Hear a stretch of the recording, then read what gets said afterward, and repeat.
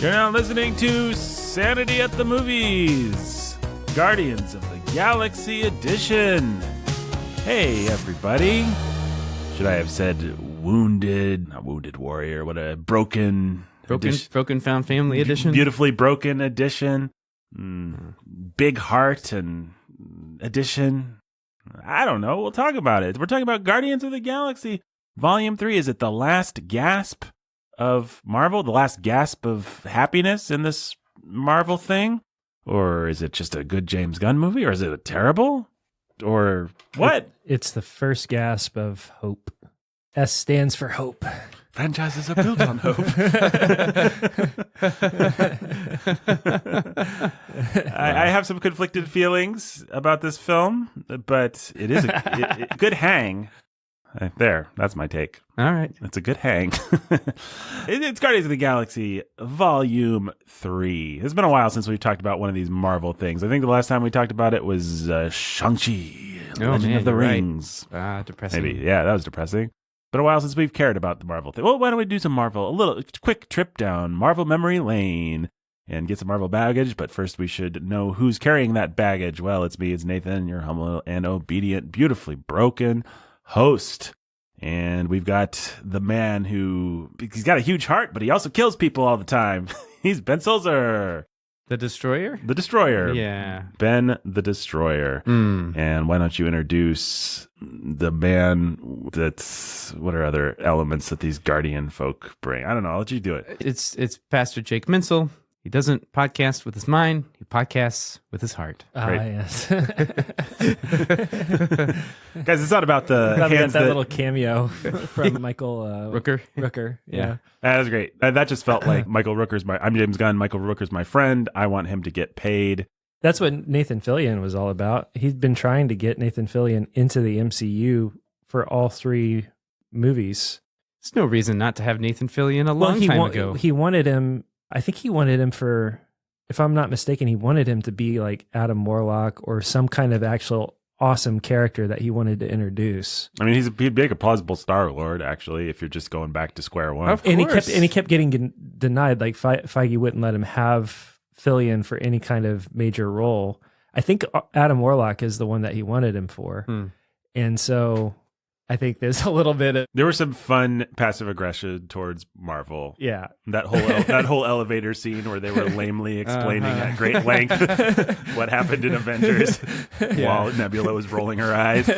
Yeah, that's more or less what happened.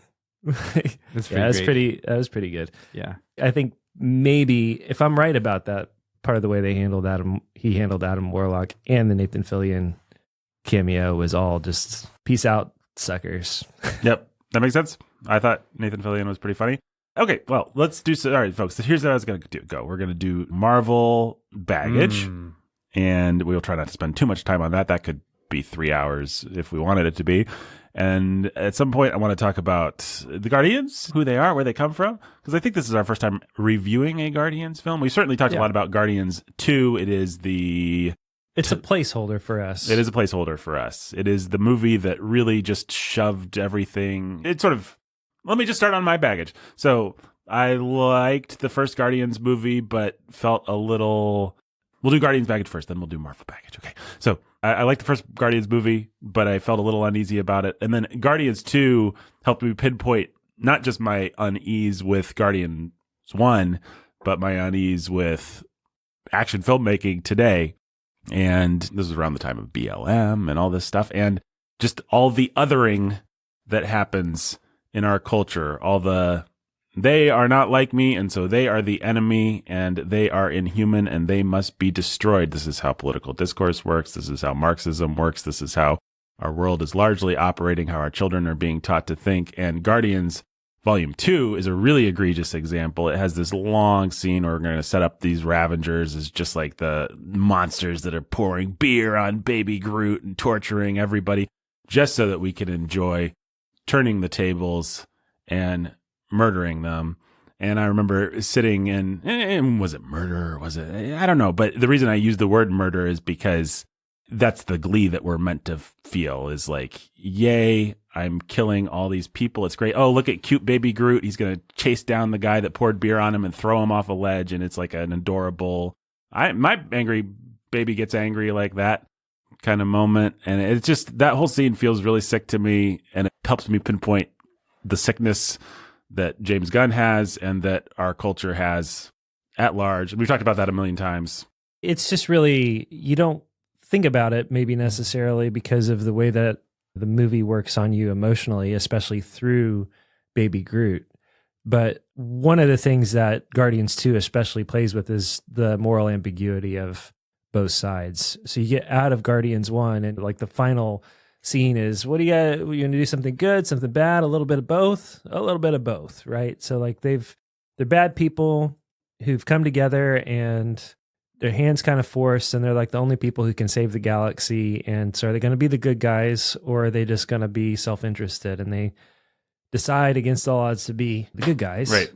And so there's some kind of like redemption and hope for this ragtag crew of bad guys. So Guardians 2 happens and it's like, yeah, we're still bad guys. Everybody's still a bad guy, but we're on our own little personal redemption quests. And Peter's dealing with his daddy issues and Gamora is dealing with her sister issues. And see, I think you actually helped me put my finger on something just now because you said moral ambiguities. I think one of the reasons I like Guardians 3 is because it's the first movie that actually feels like maybe it has some moral ambiguities. James Gunn thinks he's doing moral ambiguities in part 2, but actually what makes the movie feel so sick is that he's entirely smug on the Guardian side. He thinks it's Yeah. awesome that Rocket just blows people away. Right. And says, I want to kill some guys. I had a bad morning. I'm a grumpy guy, so it makes me feel good to just kill people. Like James Gunn actually really enjoys that about his characters. yeah, so he thinks he's playing with moral ambiguities, but actually everybody's just a bad guy. Right. And that's the thing. And so the only thing that makes it good that we're killing people is we're Team Rocket for some reason, or we're Team Baby Groot, because how can you not be? Yeah. And so when Rocket and Yondu, who has just been a bad guy up until this point, he's just been unambiguously a bad guy up until the point where he has the power to enact the vengeance we want to see on behalf of Baby Groot on everybody else. Now it's cool, and we got to kick on the music and just kill the crap out of people. And it's one thing to see that in a Quentin Tarantino film. I don't like it there, but at least that's designed for ironic hipster adults to go and enjoy violence and know that's what they're paying for. But I felt really bad sitting with a bunch of 10-year-olds that just wanted to see a talking raccoon and some bright, colorful action as they were being catechized in this whole sort of way of looking at the world. Well, that's been part of the difficulty of navigating the MCU altogether is like, they all have PG-13 ratings, right? They all have PG-13 ratings because of violence, but they're really kids' movies, or are they? And then Guardians has always been like the tip of the spear of pushing that envelope. But even as far back as Iron Man 1, I remember some of the discourse being, this feels a little bit more violent. Tony's a little bit more ruthless. He's just blowing guys up. Yeah, it's also sexual, but just in terms of the violence. Actually, even in our old, like, dark, quote-unquote, Batman movies, we didn't see as much of Batman being that ruthless. Like, Iron Man just kills. And Iron Man sort of quietly crossed that line in a way that it just sort of casually did that. But you actually don't see that as much in your 90s sort of action movies. Unless, again, it's an adult, like Michael Bay's The Rock, everybody's killing each other. But that's what you're paying for. You don't know that's what you're paying for when you go to a superhero movie. Tony Stark, part of what they then have to do with Tony is deal with the fact that he actually has been the bad guy. Like, he's the arms dealer. He's the guy who supplies both sides and profits off both sides. He gets stuck in a cave with a bunch of brown people and has to kill his way out. And we don't feel bad because they're other. Right. But he's the bad guy. They have reasons to hate him. He kills his way out, and then he just spends the rest of his life trying to figure out how to be the good guy. And we're just supposed to accept him. And so a lot of the villains don't. Right. But that's it. I would say I don't like that they sort of quietly crossed the line into, he just kills people randomly. He just blows up a tank. Presumably people died. Like that sort of thing bugs me a little bit in those movies. But by and large, the story that they're telling is one that we can track and that makes sense. And our sympathies are where they should be. Like we want Tony to get better. The problem with... We want him to see what he's done, and we want him to go on a redemption quest to right the wrongs that he's done and to right the wrongs of the world. Right. The problem... He has the power to do that. Guardians, even in this movie, which as we'll talk about, I think is relatively gentle compared to the others, and maybe James Gunn's had some therapy and gotten a little bit of this out of his system in Suicide Squad and Peacemaker, but it's still just so like, all right, kill everybody. Like that's a line in the movie.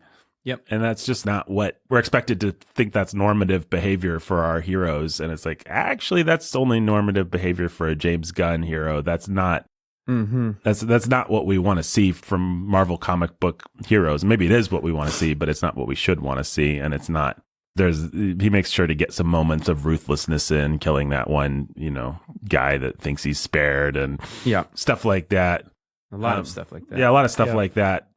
And then he has the audacity, spoiler alert, to do the old, we're not going to do the killing blow on the villain. Yep. Even though presumably I think we're going to leave him to die. And also we just killed the crap out of 1,000 other guys, but somehow we're making some kind of moral point here by not pulling the trigger on the one guy that maybe arguably deserves to just be executed. Okay. Yay. Thanks, movie. Anyway. I guess I dived too quickly into Guardians baggage, but that really is my baggage with Guardians. I find James Gunn an incredibly appealing personality. I like him as a filmmaker. I think he's the one Marvel guy that's really has a visual sense, an action sense. Like this is a real filmmaker. He writes characters. He writes scripts that have plots. So I like and admire a lot about him. And there is even something about his brokenness that I find appealing, but I'm uncomfortable with it in this context and always have been. And I think Guardians has been such a placeholder for us in discussions about othering and what modern kind of storytelling does in terms of dehumanizing the enemy. And you just can never forget that if these movies are primarily made for a sort of liberal, affluent kid, then the person that's supposed to have the arrow go through them is you. I mean, it's us. There's movies like we've talked about The Matrix, where the Wachowskis are so intentionally playing with the thrill of that. They want to go out of their way to say these are real human beings that you're about to massacre, but they are the enemy. Like they make it, they're being wildly irresponsible, but they are making a very conscious choice to do that in the first Matrix. And then they pull back from it actually in the sequels. But the first Matrix gets some of its juice out of dehumanizing the enemy in a very intentional, very 90s, very sick kind of a way. And why am I saying that? I guess just because in most of the discourse about this, it's not so much that people are intentionally setting out to make that point or to do this, to play with these things, to ride that line, to get a sick thrill. It's just that they, you see Black Widow and it's like, well, you just othered a huge group of people and you don't even care. It's just how action movies are written now. But James Gunn is a little bit more like the Wachowskis in that he really enjoys and gets some of his juice out of playing with these very things. Ben, what's your Guardians baggage? I saw Guardians in the theater, like all of us, I guess, and I remember kind of liking it and never wanting to go back to it. And I think some of my discomfort was what you were saying, but I didn't articulate that to myself. Just like, yeah, it's kind of fun, it's kind of clever, it's visually cool, but it didn't really do it for me. I didn't really invest in the characters, didn't really like the humor, didn't even really like the action that much. I think I would actually be a lot more favorable now if I went back, just as a piece of filmmaking, Part of that is James Gunn finding his feet in not making Marvel Machine-style action. Obviously, even the first Guardians is several cuts above all the other stuff coming out at the time from the Marvel Machine. Absolutely, yeah. It's true, but I was still like, I just don't like this. And yeah, something about even the Yondu scene in that one where, Yondu gets to kill a bunch of unambiguous bad guys. It just likes the killing. Like this guy just likes the killing. That's what he likes. So I remember that all the time. I went back and watched a couple of clips from that movie just to jog my memory. Like, what did I like or not like? Or man, I want to see this again now that Guardians 3 is coming out. And I was like, oh yeah, this is mean. Like, there's just casual violence all the time. Groot's going to come into the prison and instantly put his tendrils up a guy's nose and then, like, break the guy's nose with his tendrils, and there's going to be blood. And it's like, yeah, I remember this now, this edge. So, Guardians 2, I didn't see in the theaters. I saw it, I must have seen it on Disney Plus or something. And I just watched it in bits and pieces. I was like, man, I don't like this movie, but it's kind of compelling. And then I got to the last 20 minutes. And it's the best last 20 minutes in any, maybe the best 20 minutes period in the Marvel Universe. In the Marvel Universe, yeah, it's amazing. And then you go back and you're like, was that earned? And I guess it must have been, because otherwise how would it work? But also, if you watch those two movies, there's so much sort of, there's humor that totally connects, but then there's kind of unfunny, just we're being crass right kind of stuff. 2 was more like that than 1. Yeah, and 2, yeah, I think 1 was genuinely funny. One, I think most people had the experience, maybe you didn't, Ben, but I think most people felt about 1 like we all felt about Dungeons and Dragons. This just feels fresh and funny, and the whole audience is laughing. I've seen all 3 of these movies with big crowds. 1 gets tremendous laughs. I don't think my audience really laughed at all for 3, and they didn't really laugh much for 2, which is interesting. I think for both of those, some of the big jokes got spoiled in trailers. I don't know how you guys' audience, you probably saw it with a smaller. We saw it with a very small audience. Yeah, 3. So you don't have a good limits test for that. No. We were probably the loudest laughers in the theater, which is saying something. Right. Yeah, that's right. So, yeah, I mean, there's a lot to dislike and a lot to like. But just going back to those movies, it's like, wow, he has a visual style. Like the Ego's Planet is, I know, is that a place. thing's amazing. Yeah, it's so cool. And Coogler with Wakanda kind of feels like a place. I don't like those movies, but Wakanda felt like a lived-in place. You compare it to like Asgard, or there's so much in the Marvel stuff that just feels like some CGI guys grabbed some cliches off of the shelf and threw them together. And Gunn movies just don't feel that way, which is wonderful. Coogler doesn't know how to use CG, though. Not really. Yeah, his action is much. So it's not that great. Yeah, his lamer. action stylings, unless he's doing something straightforward like a boxing scene, then he understands that. Yeah. But Gunn can make the whole thing like a giant visual cartoon. It's amazing. Yeah. Just integrate the special effects and play with it and make you feel like, yeah, this is a good comic book movie. He has a good sense of weight to his characters. I mean, literal weight, like he knows how springy and kind of super-y to make them, and how it's a fine line to walk. And how much gravity, like literal gravity, there needs to be. I think of the scene between the two sisters when they're blowing each other away on Ego's Planet in the second movie. And it's so hypercharged and ridiculous, but it was A, fun. He brings real emotion to it, and B, he knows how much to exaggerate these kinds of characters. Yeah. So I don't know, Jake, baggage. I saw Guardians 1 in theaters in the context of, when did that come? What phase was that? 2. Yeah. 2? Was it early 2 or late 2? I want to say early. 2014. What does that mean? Well, Iron Man came out, 2010? That was like 2007. No, Iron Man's 2008. So the way that I remember everybody feeling at the time, I don't remember exactly what phase, but I think it felt like Marvel was like, oh, we'd had Age of Ultron. Like, it felt like things maybe were losing steam. And then Guardians really gave it an injection. No, Age of Ultron is a year after Is Guardians. it? Okay. Yeah, Okay. That's wild. This is not my memory at all, but you got Iron Man 3, Thor the Dark World, Captain America the Winter Soldier comes out the same year as Guardians of the Galaxy after those two movies. Okay. Yeah, but Weird. Iron Man 3 and Thor Dark World. Iron Man 3 is actually not as bad as I love that movie. as people say it is. Yeah. But Thor Dark World is. I don't know that I agree. I kind of want to go back to it now and see. I remember liking it better than... I enjoyed it in the theater, actually, and then I accepted the discourse that said it was terrible, and I've never gone back, and I have no idea. But you're like, yeah, it's terrible. I just think it's kind of a mess. It depends on whether or not you... To me, I think it depends on whether or not you like a bunch of Darcy humor and whether or not you think Darcy's hot. And that's really like... Otherwise, the story's a mess. I can make no comment as to the second, but I do actually like Darcy humor, which I'm embarrassed to admit, but I think that actually probably did increase my enjoyment. I think I liked that too. For me, Guardians was just like, oh yeah, here's a new thing full of characters nobody cares about, so nobody has any expectations for. And we're not quite satisfying any itches with Thor, Iron Man, or any of our main cast of characters yet, although the Captain America movie was great. And so Guardians just hit as a breath of fresh air. It's actually going to be funny. It's going to have a different flavor to it. It's going to have a totally different visual style. In our main like Earthbound movies, we're going to a more grounded stylistic thing, bringing in the Russo brothers. And so it's just going to try to feel more like grounded and realistic, and maybe move in more of a documentary born style, for the action and that sort of thing, to just, so it felt like it just had an added layer of whimsy and fun to it that I just thought, hey, this is fun. This is compelling. This is interesting. This is a breath of fresh air.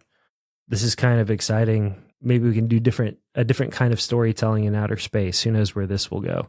And so I just enjoyed the first one and thought it was kind of fun. The villain was lame, like every Marvel villain is lame. That's right. The setup for Thanos was lame. Like there's a bunch of things about it that were super lame, but it got me to invest more or less in this, or have some interest in this whole totally different style of character. Can you pull together a talking raccoon and a talking tree and a green lady and stuff? And and we look at it now with disdain, and maybe you guys looked at it with disdain then, but James Gunn sort of created we're going to set our movie to a cool soundtrack of pop songs. I mean, I like that soundtrack. And I got soundtrack thoughts about this soundtrack, but that was pretty fun. I like that soundtrack. He's changed it up, That movie was 70s songs, and then we got 80s songs, and then now we got 90s songs. And Rocket's moving forward with 2000 songs. So it's like he's tracking and doing his own thing with it, and a bunch of people are imitating it, maybe trying to make it stale for him. But I thought there's a lot that was just innovative and cool and fun about the way that story was told, that bought him a lot of capital to do more of what he wanted in Guardians 2, which was both horrible and awesome.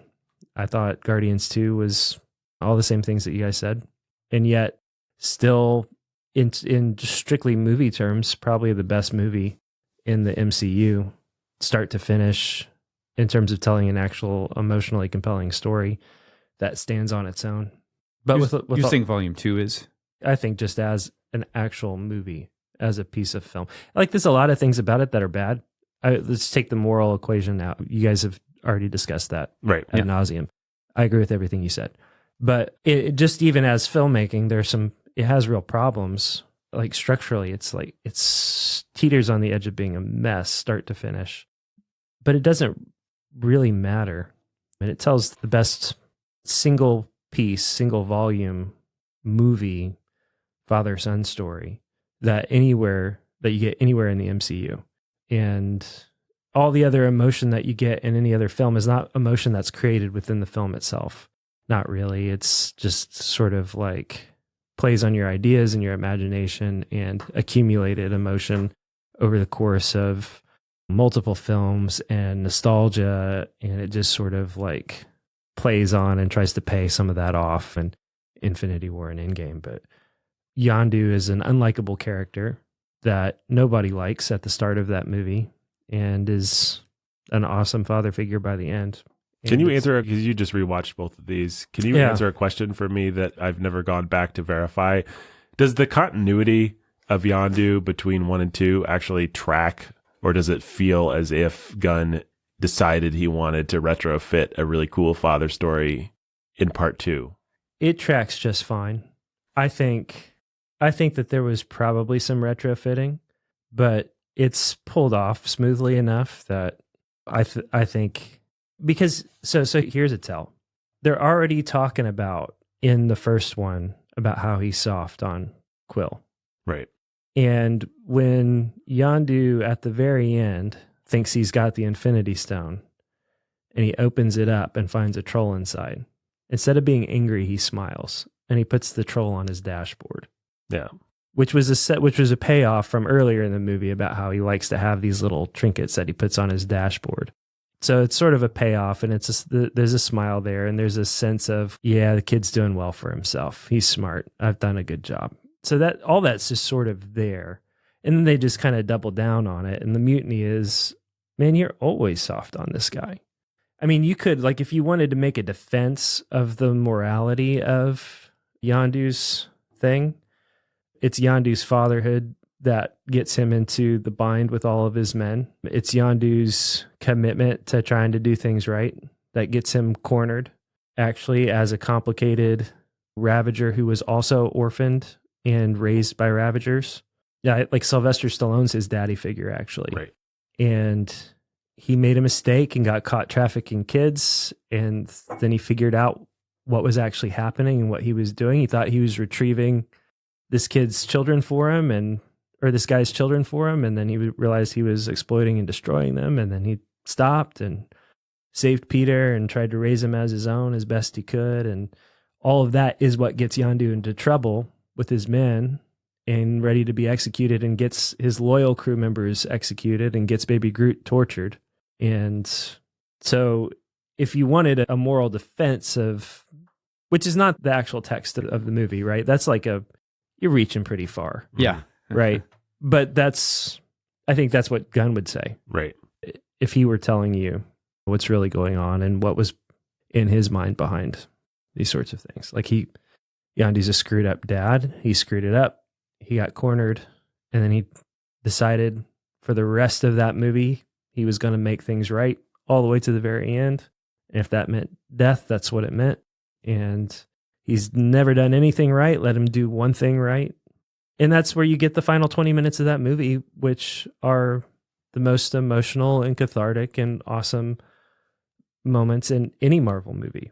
And why it stands alone as an actual good film from a filmmaking perspective among any of the MCU films.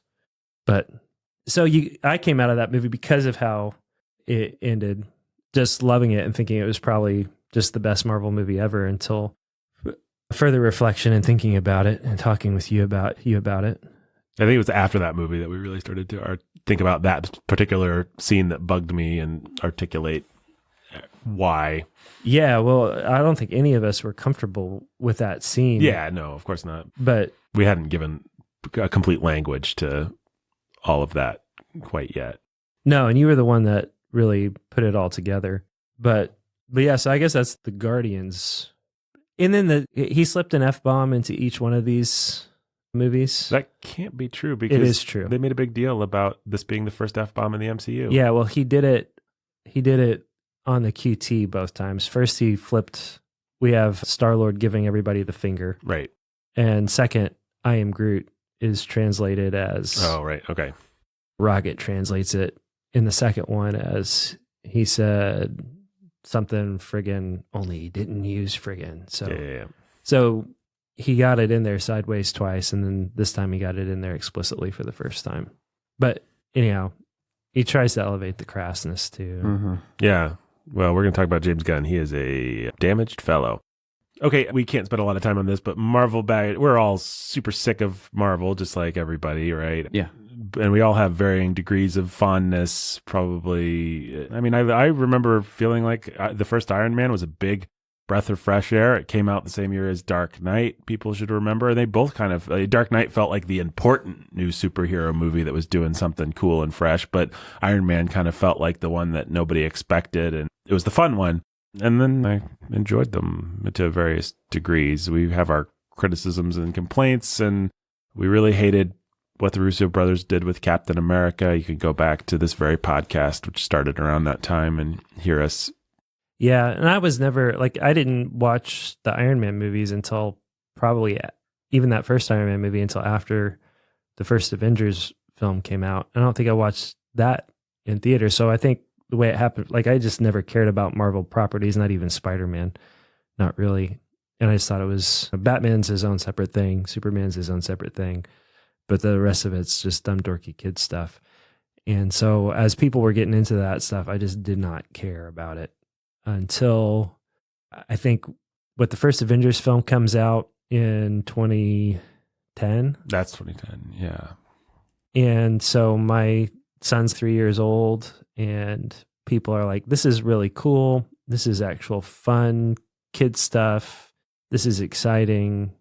I have a lot of people that are into it. So I just sort of like, I think 2012, by the way. 2012. Yeah. So my son's 5 years old. All his friends, he's like in kindergarten. All his friends are like, Avengers stuff is cool. So I think I red boxed Avengers and then backfilled Phase 1 and then kept up with it from then on. So probably when Guardians hit, I had just locked in. I think I had binged probably all of it. And so probably had crammed 5 years worth of Marvel into a year and was just like, ugh. And then Guardians hit and was like, oh, they still have some, this isn't all the same. Yep. Ben, your Marvel baggage. I feel like I saw just about everything for a while there. Was it because you wanted to or because you... I was super excited. I was the kind of, as a kid, I would watch every trailer I could for even movies that I was never going to see. I just find them. If there's anything at all action or sci-fi, I'd watch it over and over. I probably watched the Matrix trailer, no joke, like 100 times. I was so excited. I had Lord of the Rings. Man, I was just a hound for every scrap of footage or news. So that's how I approached. Was YouTube even a thing? No. YouTube wasn't, but it was the age of internet rumors and Ain't It Cool. Ain't It Cool news was, yeah. Okay, so they would have the trailer at Ain't It Cool or something? Yeah, they would have the trailer, or there'd be other sites, like dedicated Lord of the Rings sites. When Peter Jackson released the first bit of footage with that really awesome music, I just watched that thing to death. Like probably every day I'd watch it. So so I carried some of that. I still have a little of that, not as much, but I was still carrying those kinds of habits into the Marvel era, if I'm remembering the timeline right. So I was really excited for Iron Man, watched the trailer over and over and over and over and over, that kind of thing. And Iron Man was super fun in the theaters. I'm trying to remember what else. I know I never saw Iron Man 2, still haven't ever seen it. I've watched clips. I don't remember why. I heard that it stunk. And it was pretty bad. What's your thoughts on Joss Whedon's original Avengers movie? Well, that was the best thing ever, basically. That was the best thing ever. People forget it. It was the best thing ever. When that came out, and the fact that he pulled it off, and that all these characters were in it, and it was so funny. And say what you will about Whedon, but his dialogue was on point in that movie, and the action was fun, and you got every character, and it's like finally we can do an actual big scale superhero comic book movie. Yeah, it was cool. It was super cool. It doesn't hold up. But no, cool. No, I don't expect that it would, and I don't really want to go back and find out. But no. I've tried, and I've probably tried. It's been a long time since I've tried, but I feel like I've put it on twice in the last 5 or 6 years and fallen asleep both times pretty early on. Like it just doesn't like. It's shot like a TV episode or something. It looks bad. It looks bad. It's just. Yep. Once you cracked it. It was cracked, and then there was nothing interesting about it because all the interest was in the cracking of it. Mm-hmm. But there's so much like that Dungeons and Dragons movie ripped off directly from it. Individual beats. I mean, it's pretty seminal, and it's pretty in its way. Yeah, it's pretty great as a like you said. Say what you want about Whedon, he did something special that it's just sort of like the prequels in that sense. I fall asleep during the prequels too. Like I just can't keep my eyes open for Phantom Menace if the kids want to watch it. And so say what you will about them, like everything downstream is impacted and changed. They changed the game. George Lucas changed the game with the prequels. Joss Whedon changed the game with Avengers. In you think of how difficult that is, like that, in how many different ways that movie could have fallen, just crashed and burned. It's really tricky what he does, and it's really elegant the way that he does it. At the time, who cared that his visual sense was not that great? I mean, he still had some visual sense. Yeah. He had more visual sense than a lot of, like, he's going to give you that, the 360 shot and stuff. Yeah, like the 360 shot. He's going to give you a couple of those scenes where everybody is fighting. Yeah. And you get them all in a single cut, and they're all fighting in a way that is unique to their character, their style.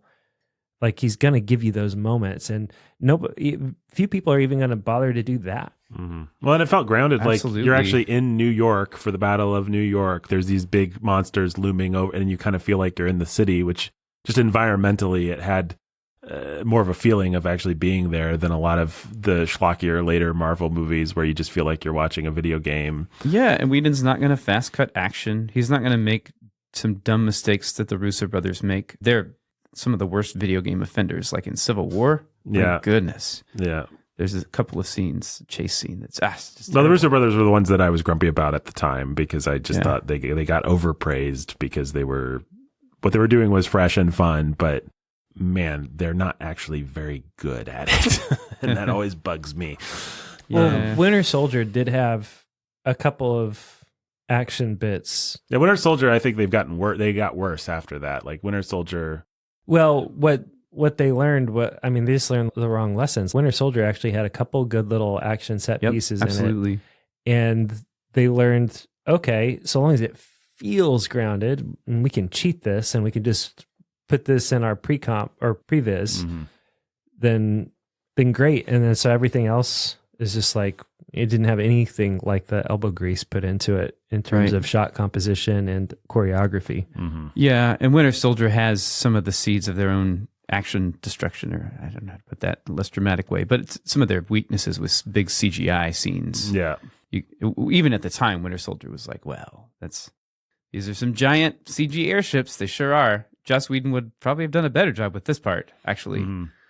But well, since that time, there's been so much that's come out about how quick the turnaround is, How much pressure is put on the animation studios, how last minute it all is. The Yep. way that they build these movies, I've said this before, but they learned to do movies based on Robert Downey Jr.'s preferred way of working, which is great if you have Robert Downey Jr., who just wants to improv and kind of come up with things and try things and kind of build the story out as you go.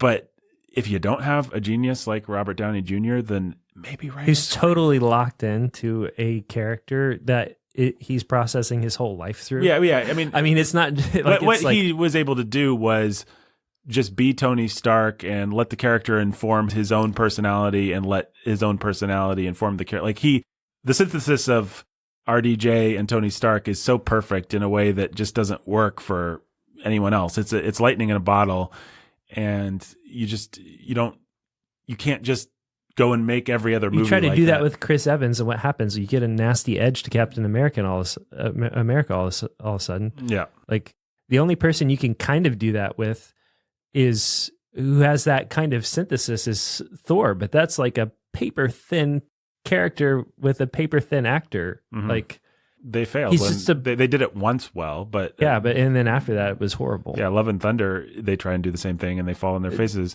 Turns out he's all he's got is a little bit of a dorkable bro humor to him, and that's it. Like that's the end of it. So many of these movies are kind of built in the editing room. They're found, and that's really a weird way to work. Like a script. James Gunn, obviously, he likes things to feel shaggy. That's his preferred kind of storytelling, which you could like or not dislike, but he obviously writes a script. It is one of the things that makes him kind of unique in the Marvel. Like they're obviously working from a pretty strong blueprint, which is actually one of the things that allows these movies to successfully be shaggy. But anyway, Ben, any other baggage? Yeah, I know you grew tired of it, just like we all did. Yeah, I think that's really all I have to say. Trying to remember the last time let's see, Shang-Chi. We said you can go back to that episode. You can hear more of my baggage there. You guys reviewed Black Widow and Multiverse of Madness. Right. Me and Ben had the pleasure of seeing Black Widow together. And only you saw. Only I saw Multiverse of Madness. Black Widow was basically a 0, has a really fun opening scene, and then the rest of the movie is just nothing. Like you're just It really is nothing. So I haven't seen either of those. And did any of us watch the second Black Panther? Didn't watch the second Black Panther, just didn't care. Didn't care to watch Ant-Man and the Quantumania, and apparently everybody hated it anyway. Yeah. None of us have seen Eternals. No. It wasn't going to bother with that. None of us have watched any of the shows since WandaVision. Yeah, I mean, correct. I guess, did Loki come after? Loki was after. Well, Okay, so WandaVision kind of betrayed us with a bad ending, and then Loki betrayed us with a bad ending, and it's just like, okay, they're never going to break away from this serialized storytelling crap where I can't invest in anything. None of us watched Falcon and the Winter Soldier. None of us have tried anything else. The Hawkeye show. I watched some scenes from the Hawkeye show. Of anything, it looked the most charming, I guess. But I didn't care. And then there's another one with Kamala Khan. Miss Marvel. And then there was She-Hulk too. In Moon Knight. Oh yeah, There's been a bunch. There's been a bunch I don't care at all. Nobody cares about any of them. Yeah, I don't. I just. Yeah, I do not care. And they threw the trailer for the Marvels or whatever at the top of. Did you? Yeah, I got oh the man, joy. What Yeah. a waste of life. It's just it's what we said. You could go back and hear us say this in our Endgame review. Like they've killed all the fathers. They killed Iron Man. They literally killed Iron Man, and they killed our ability to root for Captain America by making him a selfish jerk. And there's nobody for a man to invest in. There's really nobody for a little boy to. A little boy can invest in Spider-Man still, but in terms of my rooting interest, a character to actually be my avatar, they just don't do it anymore. It's Star-Lord will return though. Yay. So, I mean, it's just like, I'm not making a moral stand or anything. It's just like, I have no interest in Marvel. I really have very little interest in Star Wars anymore. Maybe some of it is aging out, but also I think it's just, if they told good stories with protagonists that I could care about, then I would probably come back. Well, of course you would, because at the least you would care about it through your children. You would be able to enjoy it through your kids' enjoyment. There's nothing for your kids to enjoy now. So no, it's there's just nothing for you to enjoy. It's just lame. And it feels like this Guardians movie may not be the financial success that they want it to be. It's done very poorly so far. It's very poorly relative to franchises where each entry routinely makes $1 billion. It's still going to make so much money, but it's making, I want to say, the least amount of, it had the least, what's the actual stat? I'll just look it up. Guardians I haven't followed in the slightest. of the Galaxy makes least, projected to make less money. Yeah, it's making less money than its predecessor, which that's not even taking inflation into account. That's just like there are way less people that want to see this movie opening weekend than did Guardians 2 and maybe even Guardians 1, which, I mean, my feeling is that people still like the Guardians. So the fact that they've lost that much of a luster just by association is bad news. We may be seeing the real beginning of the end here. But Nathan, Blade is coming out in 2024. No, that's true. There's a writer's strike, though, so who knows what's going to happen with any of it. I mean, we'll see how The Flash does. If The Flash doesn't perform like they want it to, then the studios are going to freak out and be like, uh-oh, are people... The superhero movies are over. Is the superhero boom just done? Who knows? We'll see. I bet one of the big superhero movies does just fine, and they all re-up. I think Probably Flash. I think Flash is probably going to do just fine. Yeah. I mean, the Keaton factor. The Keaton factor, yes. Keaton's gonna wear it out. Beetlejuice 2, man. It's too much. Yep. It's too much. Yeah, I don't know. I mean, I already feel like Keaton's wearing it out a little bit. Okay. Guardians of the Galaxy, Volume 3. We got to talk about it. You want a little bit of comic book context? A little bit of comic book context, and then I'll give a little bit of James Gunn context. And Cool. You know what? Spider-Verse is gonna crush it. Spider-Verse is going to be... I need to eat, I don't know, a bite of crow. Not an entire plate worth of crow. I'll eat one bite of crow, maybe 2 bites of crow, because I don't think I've ever actually watched the domestic trailer. I think I thought I watched the domestic trailer, but I've only ever actually seen the international trailer For Spider-Verse? For Spider-Verse. I saw the domestic trailer before Guardians in the theater, and I was like, oh, well, okay. This is why Ben and Jake are so excited. This is a much better trailer than anything I've seen. This looks... Yeah. Still have my concerns, so I'm not ready to eat like a full course of crow yet, but right. It's definitely a better trailer, and it gets me more pumped for the movie. I think our conversation about that would have been a little different in our whatever podcast came out recently. By the way, we should say our predictions on the Guardians that we said in that we were like, James Gunn can do anything. He can kill off all the characters. That was the discussion. It's really exciting and scary because he's such a dark guy. Those were the things that we said in that podcast. So we'll see how those stacked up with the reality of the movie and what he chose to do. Yeah. Anyway, Ben, you're going to give us some Guardians context. Dun, dun, dun, dun, dun. It's the Guardians of the Galaxy comic book context is why you tuned into this podcast, listener. That's right. In 1969, in Marvel Presents, Guardians of the Galaxy became a superhero team. The unforgettable team of all your favorite characters. Vance Astro, Martinex Tanaga, Captain Charlie 27, all the ones you love. All our favorite characters. And Yondu Udanta. Nope, that's not the Yondu from the movies. This, you all know that the main Marvel reality, obviously, is reality. 616, everyone knows that. Yep. But guys, this was reality 691. It's a very different reality. And it was the 31st century, so this is not the same Yondu. So, however, I would have you know that since the Guardians movie came out, there is now an Earth version of Yondu that's the distant ancestor of 31st century Yondu. So they're related, kind of. Yeah, so the Guardians have not been a big thing in Marvel Comics, if anyone was wondering. I'm sure that you already knew that. They were not a big thing. They were there in 69. Marvel Presents was the comic book. It didn't last that long. It was canceled after a few issues. And then the Guardians would come back as guest stars in the 70s in Marvel Comics. And then they finally got their own series in the 90s. A 5-year series, which seems pretty good. And that finally adds characters that you love. Like Stakar Ogord, Starhawk, Aletta Ogord, Nikki. Oh, Nikki's in there? Nikki's in there. So these are all no-name characters. You might, like, if you're really tracking, you would realize that Sylvester Stallone is playing Starhawk in the Guardians 2 and 3. But not like the comic. Like, all of these characters in the comic books are much more like superheroes than what James Gunn does. They're all, like, super-powered. But Starhawk is just some pirate, space pirate in these movies. So he's an alternate version of a comic book thing. These movies are based most closely on a 2008 version of the team, which actually finally does include people like Star-Lord, Rocket Raccoon Groot, Gamora, Drax the Destroyer, Adam Warlock. And a lot of these characters had been created before without being part of this superhero team. They weren't Guardians of the Galaxy. They were just space characters introduced here and there. Drax, Star-Lord. Drax was like shooting energy blasts out of his hands in the comics and going one-on-one with Thanos. James Gunn is going to make him a much more broken, weak individual. Star-Lord, here's a quote about Star-Lord, a master strategist and problem solver who is an expert in close-quarter combat, various human and alien firearms, and battle techniques. He has extensive knowledge of various alien customs, societies, and cultures, and he uses an element gun. He has a psychic link with the sentient space vessel ship, so James Gunn is just going to, just put these guys down like 10 notches, all of them, and just make them relatively weak. Right. So you're actually talking about, like, they were like Space Avengers, basically. They're like Space Avengers, and they're crazy powerful. Like Star-Lord and Drax are crazy powerful. Some of this stuff, like James Gunn just picked up on the loser themes that were there.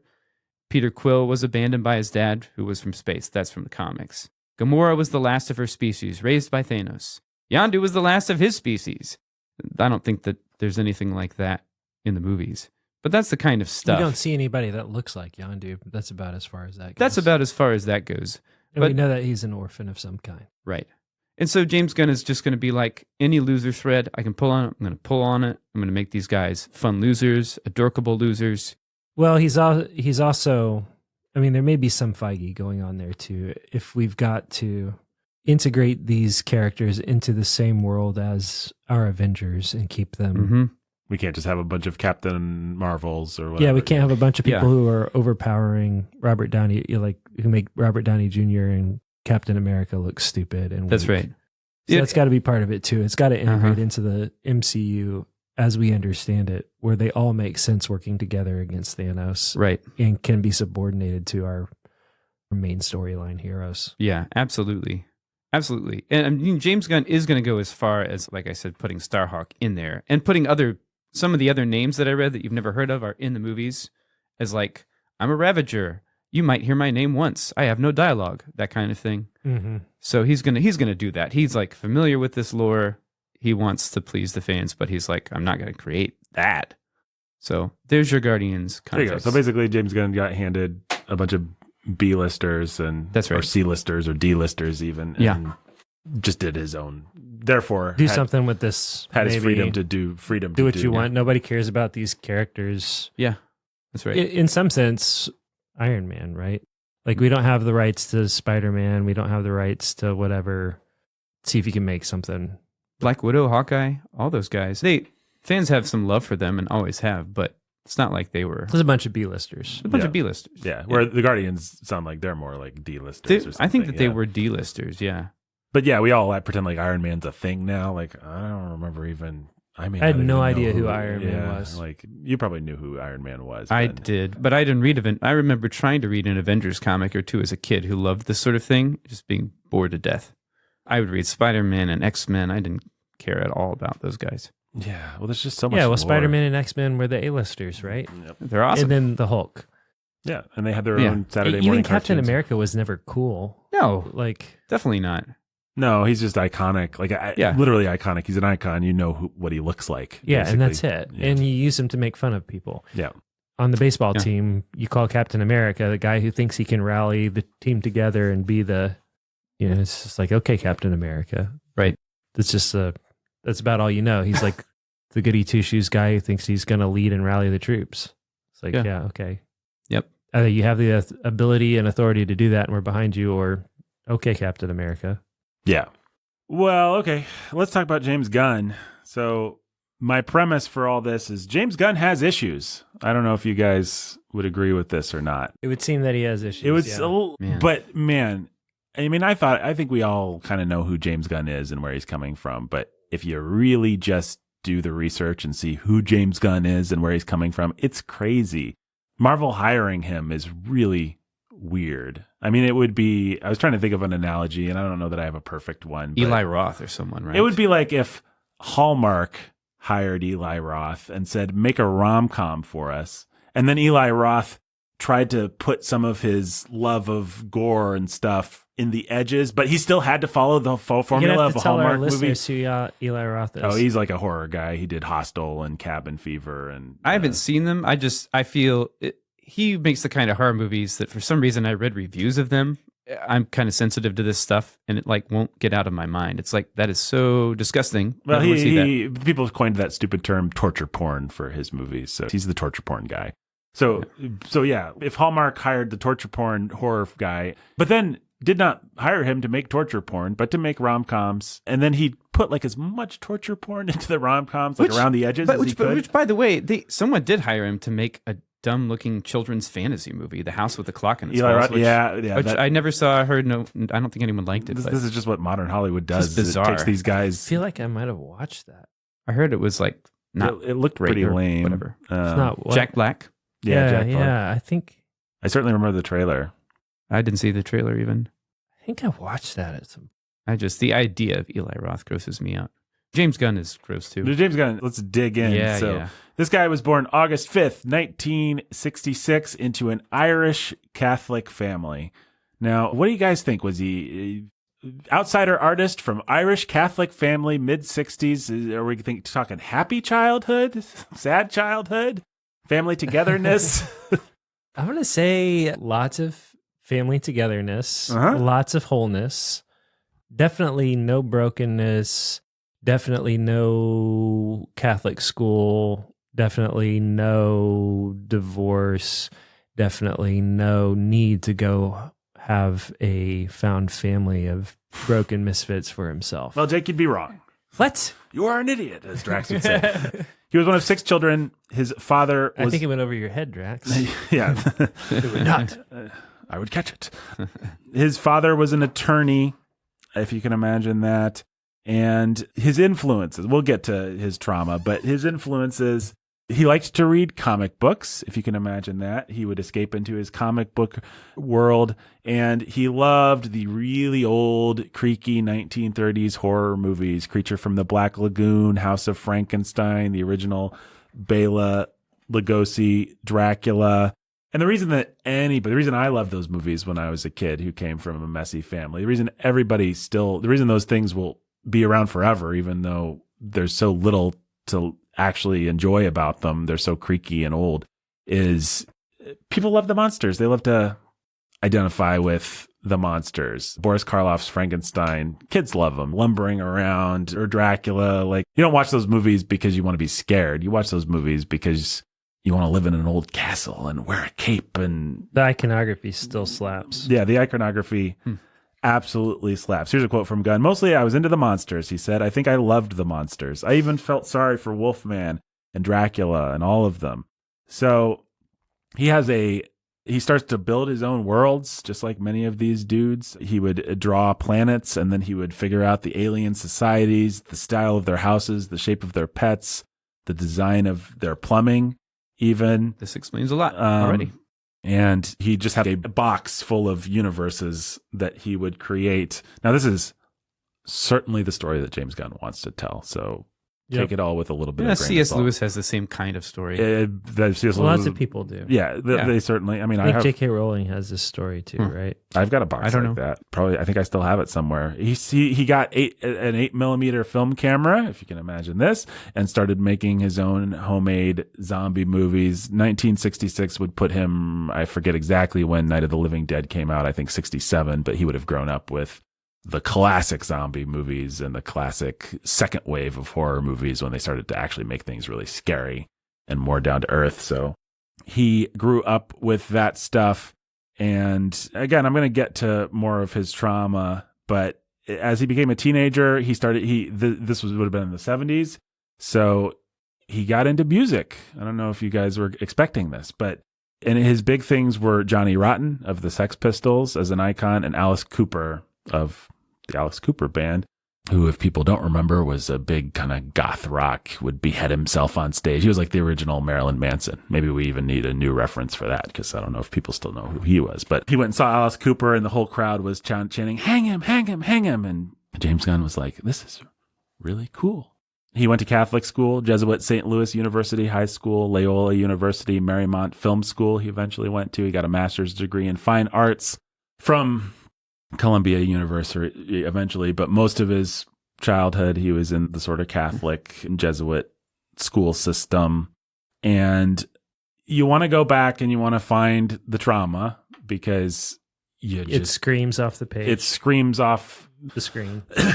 Even just the story I told. Here's a guy who escapes into fantasy. Here's a guy who loves monster movies. Here's a guy who makes his own monster movies. Here's a guy who loves the sort of outcast rock anti-heroes of his time. Alice Cooper, Johnny Rotten, punk music. I mean, here's a guy that's just so punk and so monster and so goth, we would have said 20 years ago.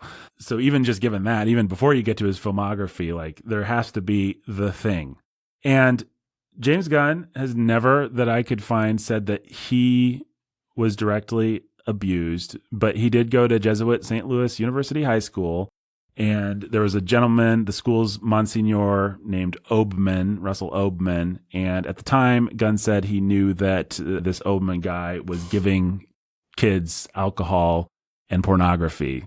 So the guy would, it was just like a known fact, like, oh yeah, Billy went to hang out with this Monsignor and he had alcohol and pornography. At a certain point, James Gunn realizes, like, he gets a little older and he realizes, oh, wait a second, that's not all that this was about. That's not all that this guy was doing. But basically, there's a pretty infamous Catholic child molester who's operating at full tilt in James Gunn's school.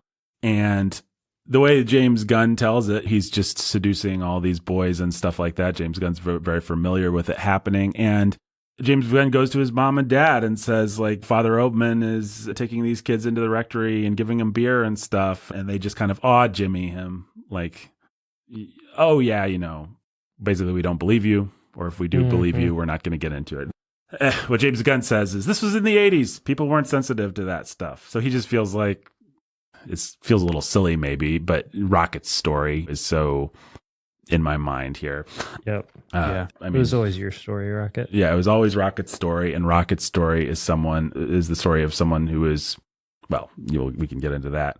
But that's the big trauma. I mean, he actually likes his family, which is interesting. I mean, it sounds like his dad was an alcoholic, just kind of all this, the usual stuff that kind of the cliches that you'd expect of a mid-century Catholic family, where the father is a high-level attorney. And I expected to find James Gunn more directly talking about real abuse that he had experienced. It's interesting to speculate whether he was one of the victims of Monsignor or whether he was a perpetrator or anything like that. But he doesn't say that. Whether his brother was.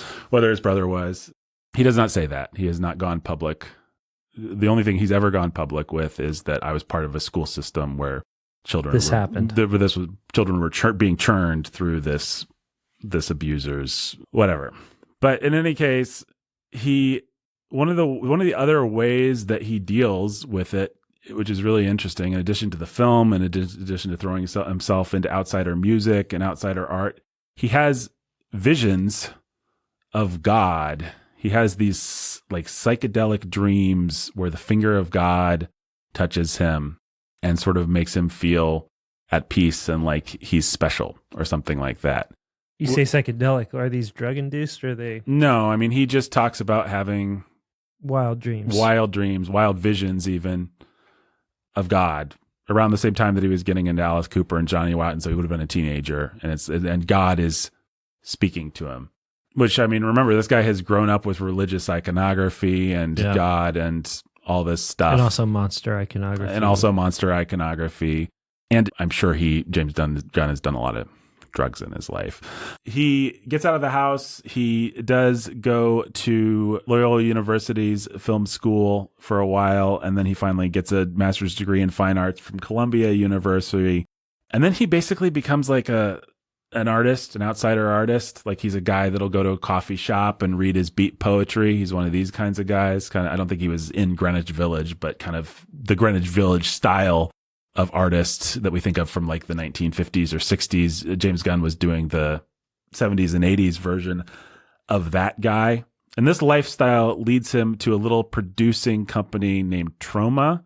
Are either of you guys familiar with Troma Films? Ben? No, I've heard Toxic Avengers. Toxic right? Stuff Avenger, like that, yeah. like stuff known for pulpy violence and sex and stuff, right? Yeah, they're this low-budget indie producer of kind of gross-out sex and gore films. They hit the market around the same time that VHS was really rising, and so they produced these cheap, quick exploitation films that you could just sell video cassettes of, and so they're all just kind of the Toxic Avenger. It's just, what can I get a 13-year-old boy to want to buy this video? So there's the promise of gore, there's a promise of breasts, there's the promise of lots of stuff that's really intentionally cheesy and in really bad taste. So they did things like Toxic Avenger, Class of Nukem High. You need a title and a poster that you can just sell. It's like, which Toxic Avenger I became familiar with as a kid because they made an animated series out of it. Yeah, the kids could watch. Yeah, Troma actually got some cultural cachet, and Toxic Avenger kind of became popular for a minute there, and they did like the watered down kids version. But if you tried to go back and watch any of it, I mean, you wouldn't. But if you did, it would just be nonstop profanity and nudity and very poorly done violence. It would all kind of look like it was poorly gratuitous violence, but like silly, like a rubber arm ripping off of a guy and, you know, way too much blood. Like it's that kind of a thing. And the head of that studio, a beloved man, a man who appears in this movie, and I think he's in the card game, is Lloyd Kaufman. I mean, he's kind of, indie filmmakers worship this guy because his movies are all intentionally in bad taste, but he's very avuncular. He's got a sense of humor about it. He knew exactly what he was doing. He's just like the campy sort of auteur of exploitation. And so he's making these kind of bad taste softcore movies, and he hires James Gunn, who's this outsider artist with a chip on his shoulder, for $150 to write the screenplay for a movie called Tromeo and Juliet. Troma is the name of the production company. So again, they're very silly and self-aware, and they're a brand, right? Like kids of the time of a certain, like if I had grown up at that time, if I'd just been a couple years older, I would have been a Troma kid, and I would have known Troma and got all the in jokes and stuff like that. So Tromeo and Juliet is a James Gunn's first screenplay. And it's full of rape and incest and mutilation. And it's really sick. I actually found a random scene, which I won't show you guys, but I just want to tell you what happens in this scene so you get the idea of the kind of stuff that James Gunn was doing at the time. So the hero, Tromeo, is fighting his adversary. It's kind of like a modern day Romeo and Juliet riff. So it's like on the streets of New York, and he's fighting the bad guy. And the bad guy says, "Get ready to die." And then the hero looks over and he sees a truck with a ladder sticking out of the window that's driving along. And the hero says, "It happens to everybody, sooner or later." And then he shoves the guy. The guy gets hooked on the ladder, and then he gets pulled up into the air. The hero is still holding onto his arm. So his arm is ripped off, stays in the hero's hand. And then some random pedestrian dude says, "I hope he's left-handed." And then a pedestrian woman says, "It's another New York thing." The hero is grossed out by the arm that he's been left holding, so he throws it away, and it hits a blind woman who's crossing the street, and that's played for silly slapstick comedy. Meanwhile, a couple of workers are raising a car up on a car mount, and one of them says, "Brian, you gotta work hard to get ahead in life." The bad guy is thrown from the ladder that he's been hooked on, and his head is cut off by this mount. The head flies. The guy's, ah! And it's all, you wouldn't really be gross. It actually sounds grosser me describing it because it's all like plastic. It looks like they got all this stuff at a Halloween store. It's so cheap and it's so intentionally funny. The head goes flying through the air. There's this happy family of wasps, this happy, cheerful, all-American, annoying family driving along, singing songs as they go in their car. They're like this corny family, la-di-da-di-da. The head lands on their car. The two little boys in the back of the car start laughing and pointing at the head as mom and dad scream. Dad swerves wildly. The car flips in slow motion. Oh my goodness. Flies through the air, blows up. Dad staggers out with a broken leg while the two boys toss the severed head back and forth. The car explodes again. So that's James Gunn. That is like uncut, unfiltered James Gunn writing. Every joke, every provocation, like everything that you can throw in the blender to make this in bad taste, intentional, ridiculous bad taste. He's having a blast doing it, and he's making fun of the nuclear family. Like anything that he can throw a middle finger at, anything that the blind woman that gets hit with the severed arm. It's just like, let us not miss an opportunity to pack more provocation and meanness and exploitation opportunities into this stuff. And that's a very tame scene compared to, I think Romeo and Juliet end up realizing that they're siblings. So there's like a whole sort of incestuous vibe to the thing. And I mean, it's just like, and there's pedophiles, and I've not watched this movie, don't worry. But if you did, I think you'd assume that we don't know the whole James Gunn story because it is just so, whoever did this, yes, he's being intentionally provocative for this sleazeball outfit that likes to be provocative, but also this guy's got some real, His conscience is like toast. Yeah, he's got demons that he's working through.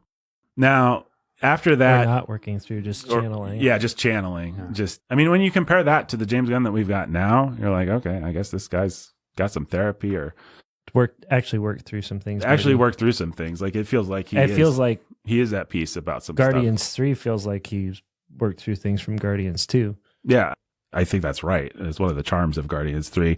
But next he does something very important. He does a low budget indie comedy called The Specials, which is about a loser superhero team. And the script is actually good enough that it attracts Rob Lowe.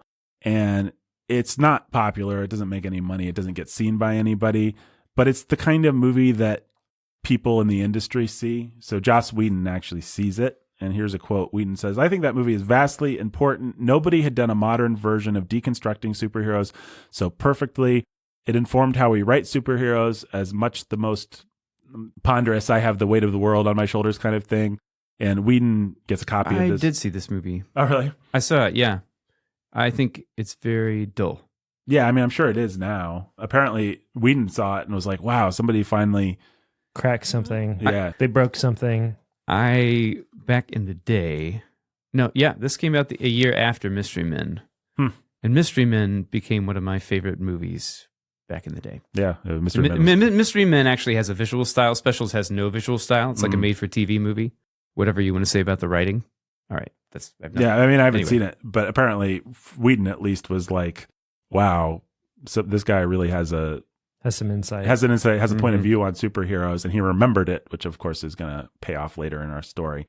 Around this time, marries Jenna Fisher from The Office, Pam, which is kind of an interesting sidebar. He's not still married to her, but he was married to her. She features heavily in kind of being an encouragement in the early part of his career. And he breaks into mainstream film. And the way he does it is with, does anyone know the movie that he wrote the screenplay for? Total piece of junk. Got a CGI dog based on a semi-beloved Hanna-Barbera property with monsters and stuff. He likes to eat Scooby Stacks, this character. Is that right? Yeah. I James, can't imagine who it is. Stuart Little. No. The Jetsons. Yeah. Scooby-Doo in 2002. Gunn writes that screenplay. Gunn wants Wes Craven to direct, the famous horror guy. Gunn wanted it to be scary and provocative and R-rated, or at the very least PG-13. And actually it was going to be, but the MPAA saw it and kind of balked at it. And they were like, let's cut this down to a kid's film. So that movie is actually, I've not seen the whole thing, but it is interesting to watch because what you're looking at is a movie written by James Gunn as a James Gunn-ish movie that the studio was like, nope. And so they added some farts and toned it all down. They actually CGI'd away cleavage. Like they added clothing with computers so that it would be more like the characters would be dressed. So really what James Gunn wrote was like an adult spoof of Scooby-Doo. And then it got turned into a children's Scooby-Doo. Bet he's really happy about that. Yeah. The thing about James Gunn is that one of the reasons he succeeded in the industry is because he doesn't express how unhappy he is with that kind of thing. He just takes his paycheck and moves on. And moves on. Yeah, he knows how to work inside the studio system. He always has, for being such an outsider guy. He actually does write the screenplay for Scooby-Doo 2, Monsters Unleashed. You can't say he didn't know what that one was going to be. And then in 2004, he also writes the screenplay for Zack Snyder's calling card, Dawn of the Dead, the remake of the Romero film, which is a pretty well-liked movie among aficionados of the zombie genre. Many people would say it's Zack Snyder's best film. I would not say that, but, certainly Zack Snyder's humblest film. Even that scene, as I think we said in a recent podcast, even that movie feels like, for a genre that's all about othering, that movie is extra othery. There's scenes of like, well, I didn't really like that guy, and now he's a zombie, so I get to shoot him. Like that kind of feeling the whole time. Then James Gunn does a little movie called Slither, a horror movie about slugs that get inside of Michael Rooker and make him into a mean bad dad, basically. Then he does something called James Gunn's PG Porn for Spike.com, an early internet series where he gets real porn stars, and the real porn stars act out porn scenarios, but then they always get interrupted and become PG. So the joke is that it's really innocuous, but it looks like it's going to be type. So this guy's a sicko, and I'm leaving lots of stuff out, unless you think I'm being too detailed. I'm not actually being very detailed. You guys may remember the movie Super he did with Rainn Wilson from The Office, who he knew through Jenna Fisher. This was another superhero thing where it's just a really mean movie where Rainn Wilson, his wife is recovering from drugs, and then she gets sucked into a drug lifestyle, and he just goes crazy, dresses up in a superhero suit, and takes his revenge on gangsters. And it's got scenes like Rainn Wilson somebody cuts him in line, and then he bashes the guy's head with a wrench. It's played really violently, and like the humor is this guy thinks he's a superhero, but he's actually just a psychopath, totally broken, irredeemable psychopath. And that is everything that James Gunn has done. And he's not really succeeding in the industry. Nothing's catching fire. He calls his agent to say, I want to do something big. I want to be part of the conversation. But he literally said this, nobody's going to give me a Marvel movie. Well, about a week later, Marvel calls and wants to give him a Marvel movie. And, how on earth? Well, Joss Whedon, huh? It is a big question. I think a lot of it has to do with Whedon, who was kind of not just the successful director of the Avengers, but kind of the architect or the person they were looking to bring the whole thing together at the time. Yeah. He got pushed out of that with his own problems. But Whedon's like, oh, you're thinking about doing Guardians. Nobody cares about these characters. This is a great thing to give Gunn, this guy who's obviously smart and creative and has an angle on superhero stuff, but he's never... And Marvel's likes to do that sort of thing. They like to find unique indie voices and then hand them some version of the reins to their machinery. Usually those indie voices end up just getting acclimated and kind of become part of the machine. I think that's what happened with the Russo brothers. That's what, we could point to a number of examples. Or they get fired if they try to be too indie. Edgar Wright on Ant-Man. I was going to say. But James Gunn's smart. Whatever else he is, he actually knows how to successfully go to a meeting and wear a suit and make the money people happy and work with Kevin Feige for what he wants. And James Gunn's been in the studio system writing screenplays like Scooby-Doo from about 2002. So if not a few years before. So he's got this real chip on his shoulder. He's got a lot of trauma. He's got a lot of a really dirty, vile exploitation film past, but he's actually not the worst guy to bet on, I guess, because he's got an angle on the material and he's going to play nice. Scooby-Doo probably was a big selling point, right? Like, I think Scooby-Doo I had my own take on Scooby-Doo. They studioed the crap out of it. They still brought me back to write the sequel, and I gave them the sequel that they wanted. Yeah, I know how to play nice with friends. That tells you something. Yeah. And I'm hungry, and Whedon wants him for that outsider sensibility. Whedon thinks this guy's smart, just like me. I know how to do this genre. Whedon know how to do this genre stuff, but bring a fresh, satirical, sort of fun, hip edge to it. Here's a guy that's like the new me, somebody that could really do that. So Whedon gets the chance to make Guardians 1. It makes all the money. He gets a chance to make Guardians 2. He becomes... Gunn does. Gunn does. He becomes a major player in Hollywood. And it's very strange looking back on his background and just how weird and angry and debauched his other things were. I mean, we didn't come up with the perfect metaphor again, but yeah, Eli Roth doing Hallmark, or it's like this guy was a real piece of work and a real outsider artist, and they brought him in. He did have his fall, though, because James Gunn is such an angry outsider artist. He wrote a bunch of nasty tweets about rape and pedophilia and incest and all kinds of things. Innocuous enough that I can read example of a tweet that he wrote was, "I remember my first NAMBLA meeting. I can finally be who I am." So it's like that, those kinds of jokes, but way worse. And just kind of dark jokes like, laughter is the best medicine. That's why I laugh at people with AIDS. Like James Gunn's whole brand used to be like, I'm provocative, I'm broken. I mean, it still is, but it used to really be that way. And he was pretty unwise in what he put on Twitter. Well, our good friends Mike Cernovich and Jack Posobiec weren't going to stand for that. Those two men in particular, who all three of us, I think, follow on Twitter and find them to be, Cernovich especially, a pretty helpful conservative voice for the most part. Yeah. Cernovich was just like, hey, I don't think Cernovich actually has a chip on his shoulder specifically about James Gunn. What he has a chip on his shoulder about is they call us out for every little thing. They come after us for everything. And then these guys get away with everything. Like if you're part of the liberal elite, if you're part of the Hollywood system, nothing can touch you. Whereas if I jaywalk, then there's going to be a news story about it. Mm-hmm.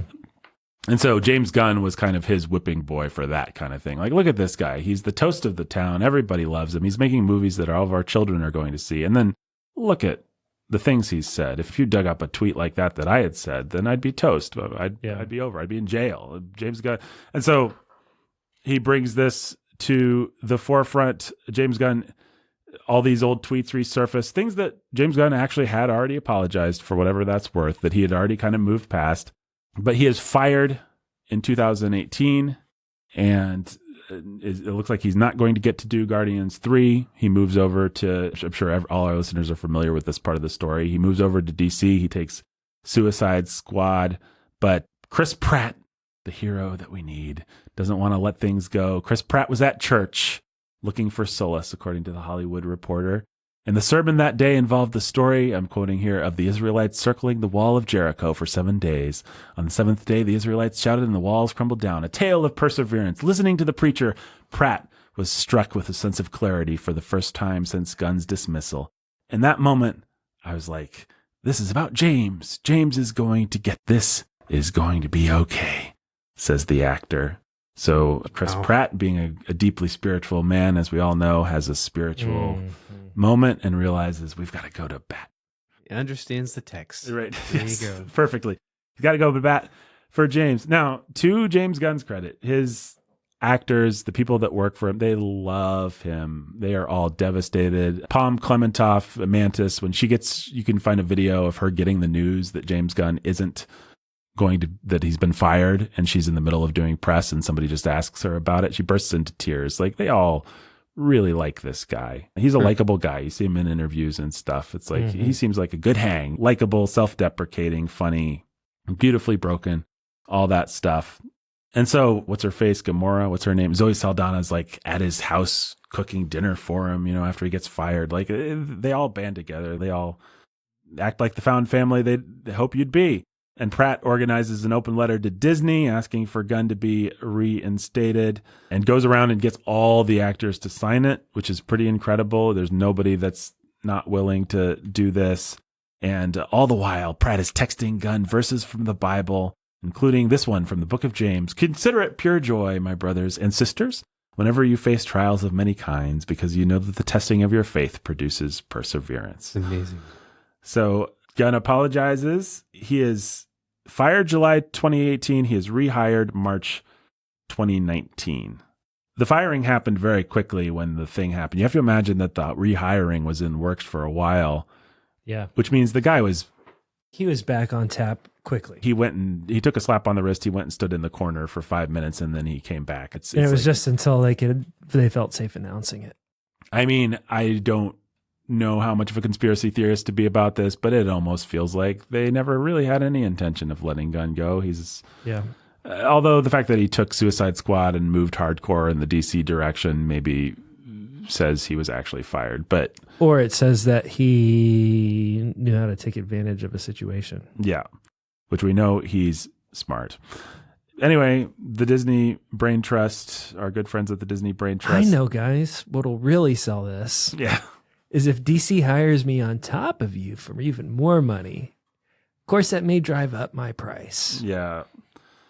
Anyway, but it'll sell the narrative that you're looking for. James Gunn's doing just fine. He considered it all joy when he faced this trial because Christian Pratt, I should say, told him to. And he went and did some DC stuff. He did Suicide Squad. Ha ha ha. They accidentally killed a camp full of their own friends. Isn't that funny? The Suicide Squad thought that they were killing bad guys, but actually we just saw a 5-minute violent action scene where the whole joke was they messed up the locations and they killed a bunch of innocent people. Oh, what card? Peacemaker series comes out of that. He shot his racist father in the forehead. I finally got that guy. What an emotional, beautiful, cathartic moment. We'd all like to shoot our racist fathers in the forehead. So in other words, what I'm saying is James Gunn gets to really be real James Gunn a little bit more for DC. He's working on properties that will let him be super James Gunny. Not anywhere near as James Gunny as he was in the 90s, because that would get him put in jail. But maybe he gets a little bit out of his system. I don't know, because Guardians 3 did feel fairly muted. We'll talk about that. But anyway, then he, as I'm sure we all know, becomes head of DC Studios. And now Mr. James Gunn, Mr. Trauma filmmaker, Mr. Exploitation outsider, PG porn, James Gunn. He's got Superman. He's got Superman. And he wants to make it all about kindness. That's what I've heard. And the biggest irony of all, I'm kind of excited, and I think maybe he can pull it off. I think he can pull it off. Yep. After seeing Guardians 3, I think he can pull it off. Guardians 3, as we will now discuss, feels like we do have a new mature James Gunn that's actually worked through things a little bit. After everything that we've discussed about this guy, matures the word. That I wouldn't say that Guardians 3 is a very, very mature movie, but it's for him. But it is for him. It is for him. And it is maybe for Marvel. Yeah, it's we'll get to big picture thoughts. And it shows, it shows a maturation process that makes me hopeful. It is for Superman, very hopeful. Mm-hmm. It is interesting to watch a person actually be an auteur where they're working out their own stuff. You can trace Steven Spielberg's relationship with his father through what's happening in his various films, and James Gunn's that kind of guy. Whatever he's thinking about, whatever he's processing, it's going to end up in his screenplays. This movie does make it feel like he's reached some relative level of peace. He still likes killing. He still likes goo and he's still a sicko. He's always going to be one, apart from Christ, but seems like he's comfortable in his skin. And I don't know, some of the moral ambiguity you talked about, and then I said, actually, the problem with Guardians 2 in particular is that it has no moral ambiguity. This movie feels much better anchored in that. We have a villain in a moral universe. Yeah, we have a villain who's actually worth hating. Yep. I actually maybe the only Marvel villain that's truly worth, or like, it's hard to think of someone else who's actually is villainous. Like, this is sort of And you have Phase 1 Loki. Yeah, who's like a theatrical kind of a Right. mustache twirler. That's villain. right. Well, And then you have villains with more character to them. Thanos. Thanos has more character to him. Loki has more character to him.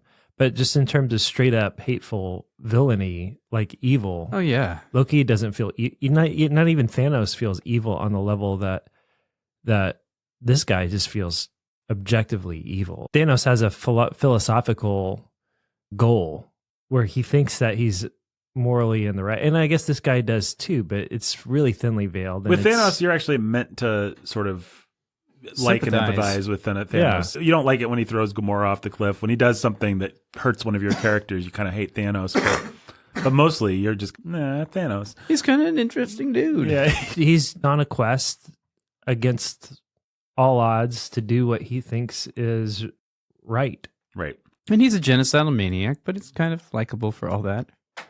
I am so hyper attuned to whether I feel good about hating a villain because I don't like, as I've said many times on this podcast, I do not like villains that are just set up to hate. When it feels like somebody's working out their trauma with bullies, or they've just written a character to pour beer on Baby Groot so that we can hate him. It's like, that guy wouldn't have really been that mean. You just made him that mean because you wanted to justify what you wanted to do to him. Yeah, I really don't like. You wanted us all to feel good about punishing him. Right. Whereas John Wayne just believed in morality. So it was like, this guy has broken the law. I am a deputy of the law. I am going to shoot him in the heart. We are all going to feel very good about the whole exchange, including the bad guy. Like, he knows he should be shot in the heart. And I like that sort of thing. And then I like movies that really play with the morality. But when it's a Marvel movie and it's kind of, it thinks it's playing with it, but it's not, it can get really icky really fast. And I actually had a conscious thought about halfway through this movie where I relaxed and thought, this villain is genuinely hateful, but he's something that I feel good hating. And it doesn't actually feel like the movie has a big chip on his shoulder, as much as James Gunn is obviously working out his own trauma through Rocket, who is obviously his favorite character and his avatar and this whole thing. The movie is more about moving past the high evolutionary than it is about getting nasty revenge and extracting. Yeah, this is not about, and it never feels like it's about enacting revenge on the high evolutionary. It feels like it's about moving past him. And it feels more like, you know what? Like with Ego sucks. He's your bad dad. He deserves to die, blow up his brain. Like Ego has some of James Gunn's hatred of fathers written into him. But this guy, it's just, he's evil. He's terrible. He deserves to go down. But there's always going to be another guy out there who is misusing people, and especially in the way James Gunn sees the world. It's like the world is full of sadists who want to remake things in their own image. That's just, those guys are actually a dime a dozen. This guy happens to be a more competent version of that. And we need to defeat him. But I don't know. This movie actually has the most saving of almost any Marvel. Like, superheroes never save anybody. And Superman never just flies into a burning building to get a woman and her baby. We're so much about violent action these days. But this movie actually goes out of its way to, let's save absolutely everyone let's that we save can imagine kids saving. and raccoons. And the semi-quasi-villain, Adam Warlock. Well, yeah, and let's go out of our way throughout the movie to say we don't kill anymore. Like, we've actually all matured. Right. Yeah. There's one moment where we go out of, there's the sort of second act where everything's going to crap, where we're going to go out of our way to say we are killing, because Peter Quill's going to say, kill them all. And then the guy's going to be like, oh, and he's going to be like, now I will kill you. But that's just kind of like the second act dark. It's the Empire Strikes Back thing. Now we're in the villain's lair. If we don't kill, we're not going to save our friend. Right. And we're not going to survive. And these people all, by extension of being the high evolutionaries' henchmen for decades, deserve it. Right. On a level that, when we're breaking into the gross body bio world. Yeah. None of these people deserve anything. Even though they're connected to the high evolutionary, they're just innocent people trying to do a job. And, nobody here deserves death. We're not going to kill anybody. We'll just hurt them badly. We're going to ray gun them or whatever, But we'll actually add a line of dialogue. Like, it actually feels like Black Widow. It's like we're breaking dude out of prison, and we're just, I think if you follow the logic of what would kill someone, we've killed many, many people. We've caused an avalanche. And the movie just doesn't stop to Doesn't care. Doesn't care one way or another. It's not trying to make a comment about it. It just doesn't care. James Gunn actually, sometimes he wants to be like, he wants you to know when his characters are killing. He wants you to get a kick out of it, but he also wants you to know when they're not. Like, he's very calibrated to the fact that part of the juice of a movie of this is taking life, and that's one of the tools he's playing with, one of the colors he's painting with, and he's going to use it intentionally.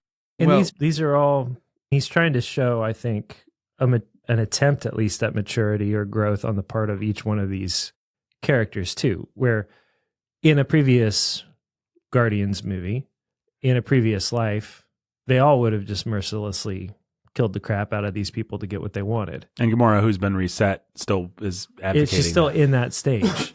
She hasn't matured. Like, she got reset, and they're beyond her. And Peter keeps trying to calibrate her to where they're at now, and this is not who she is. Mm-hmm. But that's the tension that they're playing with, is we're actually trying to be the good guys now. We're trying to be the heroes. We're not that. We're the Guardians of the Galaxy. We set up a sign that says we're the Guardians of the Galaxy. You can come hire us to protect you. Mm-hmm. You know. Yeah. Well, it does have a vengeance thread, which is that for Quill, who's processing his anger about losing his girl and his anger at his friend being killed, for Quill's going to treat the High Evolutionary like, I'll get revenge on you if I can. Not that he was even targeting, he doesn't even care, but he's going to be as merciless as possible towards the henchmen, especially that one guy whose cyborg brain he's trying to cut out. Yeah, it's important to say this whole discussion is relative. And part of me wondered, I'm like, we've spent so many years now talking about Guardians 2 and just how gross James Gunn is. I think just any amount of pulling back was going to feel pretty good about this. like we're sort of we're desensitized. It's like by any actual standard, this movie is still pretty gleefully violent and mean in a way that it shouldn't be, I think. But it just does a better job of delineating good and evil, and it does a better job at adding weight to the villain's violence. Yeah, and then even when you've got your cannon fodder monsters, well, we've got some monsters that can be redeemed, and then we have cannon fodder monsters that are designed and programmed for one purpose, and that's to kill. Mm-hmm. We'll call them Hellspawn. And we'll call them Hellspawn, and we'll make them look like Hellspawn. Right. Like something out of your nightmares. But even there, I actually feel good about how characterized they are. Oftentimes in the first of the Avengers duology. I know. I was thinking of those dumb monsters. Hey, it's generic monsters. Thanos has hound things. Yeah. You just blast those away. But it's like these guys, they have weight as characters. They're just the kinds of characters that you want to destroy and you don't feel bad about. Yep. Yeah, there's nothing generic about them, but they're typologically evil. They're demonically coded. Right. Yeah. Visually. Yeah. Which brings up, sorry for jumping around, but James Gunn, this movie I felt more than the first two. This guy just will create worlds like it's nothing. Mm-hmm. Visually, make them distinctive, give you worlds, and give you these Hellspawn characters that have a visual weight. And he'll just do that with everything. And he'll do it like 10 times in the course of an hour. It's like, man. And you see too, like if you think about Rocket's friends. Yeah. Right? Like the horrifying monstrosities that those creatures are. Mm-hmm. Made me think of Sid's house from Toy Story 1. Yeah, that's what everybody... Right. But it's like, these are just they're just tests to destroy. So how horrifying can I make something cute? And how monstrous can I make something sweet? And how intelligent can I make something? Like, it's just all like, I'm mad scientisting the crap out of this so that I can perfect the monsters and the angels. And I'm going to populate my worlds with my angels and protect it with my monsters. But I've got all of these in between, like, just even the fact that that's the way that he approached it, and you can think about it. Like, you can stop and pause and be like, oh, there's a sense to all of this, like the horrifying little bunny creature who's super sweet and innocent. Like, all of it is just, it's really smart. It's really smart, and the whole thing felt more, just like everything had more weight to it. All of his visual creativity felt tied to the morality of the movie the whole time. Mm-hmm. And you wonder how much sure of that true. how much of these characters he's pulled out of his childhood box.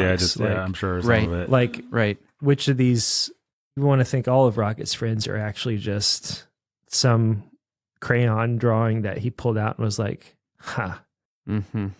little James, you never thought this would make it on the screen. Mm-hmm. Well, there's been Here's a your shot. There's been a Right. quote going around on Twitter from Gunn when he got Guardians 1. He said, I did not want to make Star Wars, but I wanted to make a movie that would make other people feel like I felt when I saw Star Wars. And man, I wish more people thought like that. Like, Yeah. don't just take the IP, but create something new that Right.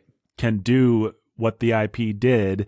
And yeah, just the joy of invention in this movie is strong. You get to go to all these different worlds, even the ones that kind of have that icky gun grossness, like the body place. It's like, these are the bad guys, and their whole thing is perversions of nature, and it actually, it's appropriately icky. Yeah. And yeah, just like the color palette, the different planets. Minus the innuendo. Yeah. I mean, Right. there's stuff that I would not do if I was James Gunn. Probably many things like that. But it's just so refreshing to see a movie with real invention on the screen, like real creativity, something to appreciate. That feels like it's somebody's vision and not just kind of generic CGI environments or whatever. I guess, And it's all CGI. And Yeah. that's part of the interesting thing about it too is, I mean, people are, in fact, that I was just looking yesterday what people are saying as they're trying to connect dots for Superman. And they're like, oh, look at all this crappy visual CGI stuff. Is he going to CGI the crap out of the Superman worlds? And it's like, guys, just because Star Wars used puppets doesn't mean that. No. There is a creative way to use CGI and an inventive way to use it. And it is the future. yeah. I mean, And speaking. so let's just live in the modern age. Yeah. And there's a time to use visual effects, and it's all going to be of a piece. What you should do is you should see it not just as a part of James Gunn's world building, but as a part of the visual world of the MCU, where everything is CGI in the MCU. Anyway, that's just 100% of the tools that you have. And so it's like, yeah, okay, he can create a totally cartoon CGI world that's interesting and that's unique, if that's the direction he chooses to go. There's also some like weird claymation-y type stuff or style or in Guardians 2 that he plays with that pulls on some of those 80s palette themes. And it's like, well, he can do a whole lot actually. And if he wanted to do a grounded, more practical effect movie, you feel like he can do that because he understands how movies work and he understands how visuals work. And the fact that he's able to do that in an entirely CGI environment is the proof of it. I don't know who outside of George Lucas, I don't want to give him too much praise for this, but I mean, really, like who's done a better job in building a CGI world? I'm sure we could think of some. Well, I'm sure that there are any number of people that you could, like you would, okay, maybe Lord and Miller, but that we're talking about a very stylized, different style of. And the fact is, there's a ton of practical effects in Guardians. Yeah, there's all kinds of like Guardians the 3 has a goo and million. All the animals on the people on Counter Earth. Right. Everything's practical. I mean, he just mixes everything as he pleases and gets away with it. Yeah. Oh, I do want to say the destruction of Counter Earth did feel a little thrown away. We were saying everything was morally calibrated much better. That was the one part where I was just like, okay, I guess this is just a plot point. We're not supposed to care about these innocent people that we've actually spent some time with. I would say he did want us to care. Maybe he didn't have time. That's what it felt like to me. But like, there's some understated, like... Yeah, you understand the... Gamora's going to see couples holding each other, and then they're going to go up in flames. And yeah, just boom, boom, boom. it just felt like everything in the movie has to be fast. And, Yeah, I think 30 seconds of, even Princess Leia looking sad after Alderaan would have gone a long way there. But well, that's the kill all these guys moment. yeah. Right. That's the actual emotional Princess Leia looking out the window is Peter Quill saying, "Kill everybody." Like, Yeah. because right before that is when he says, "You're just going to." They're in their little dialogue where he's like, "Owls dealing meth or whatever it is. Yeah. Octopus is dealing meth on street corners. Is your idea of perfection?" He's like, "No, it's not. That's why I'm going to do what I've done many times. Start over with a clean slate." It's and a then great he scene. initiates the launch sequence in the self-destruct mode on this planet. And that's when Quill's like, "All right, just kill them all." Mm-hmm. Yeah. So it is as bad as you said, but it's also the even story in is, that moment. The beats of the story are well calibrated. We just needed a few shots or a musical choice or something to actually lend weight that the story wanted us to feel, but that it wasn't quite to the destruction of this whole world full of characters we've actually interacted with and enjoyed. sat on the couch with. Yeah. Right. But there again, you sort of realize maybe that just is too grim, and we already have a movie that's been a lot of grim melodrama. So, do we really want to see the family that we've met huddled together as they get blown up? Maybe it's just too much. I don't know. I think you might have actually gotten a shot of the husband and wife holding each other. Maybe. Well, yeah. There was a couple that were just sort of like embraced. And Gamora looks at them. It's almost like she's going to try to help them, but then they're and gone. then they just get obliterated as the planet explodes. And there are a couple of other little beats like that where she's trying to grapple with what's happening and the planet's just blowing up all these people around her. Yeah. Yeah. Well, be that as it may, it doesn't detract from the larger points. No. I guess we should take a step back. I mean, what did you guys, I guess we all liked this movie, huh? Yeah. Yeah, I liked it. I thought, here's a word that's going to sound, after all this discussion, really incongruous, but sweet was actually kind of the word that I came away with. I am not bothered by animal cruelty in movies. And I suspect you guys probably aren't either all that much. I don't know. Did you find the Rocket flashback stuff really hard to watch? No. Did you? I mean, I thought it was emotionally affecting and sad and all that, but I didn't find it like I have to turn my eyes away. No, I didn't find it like that. I read a bunch of reviews and everybody's just like, I saw that PETA came out with a statement. yeah, like I could hardly watch this thing. I've seen, and that to me is just like what a degenerate society we live in. Well, PETA's statement was like in praise of this movie doing more for animal rights than any movie of something crazy like that. Yeah. Right. Yeah, I think if somebody's the kind of worthless person who thinks it's sad that an experiment's ever been done on a raccoon, but doesn't mind watching movies where people just get blown to bits, then they will be very bothered by this movie in a way that the three of us weren't. So I think actually for a lot of people, their experience of this movie is as a much darker movie than I think we actually took it as, for whatever that's worth. But yes, all that by way of agreeing with you that it is sweet. I don't know. I wonder about this movie. My big picture thoughts are I really don't know how it will hold up. Like if I saw it again. Yeah, I don't know either. I'm less than 24 hours from having seen this Likewise. film. Yeah, I saw it on Sunday, and circumstances that I won't go into were such that I didn't have a lot of time to really process it since then.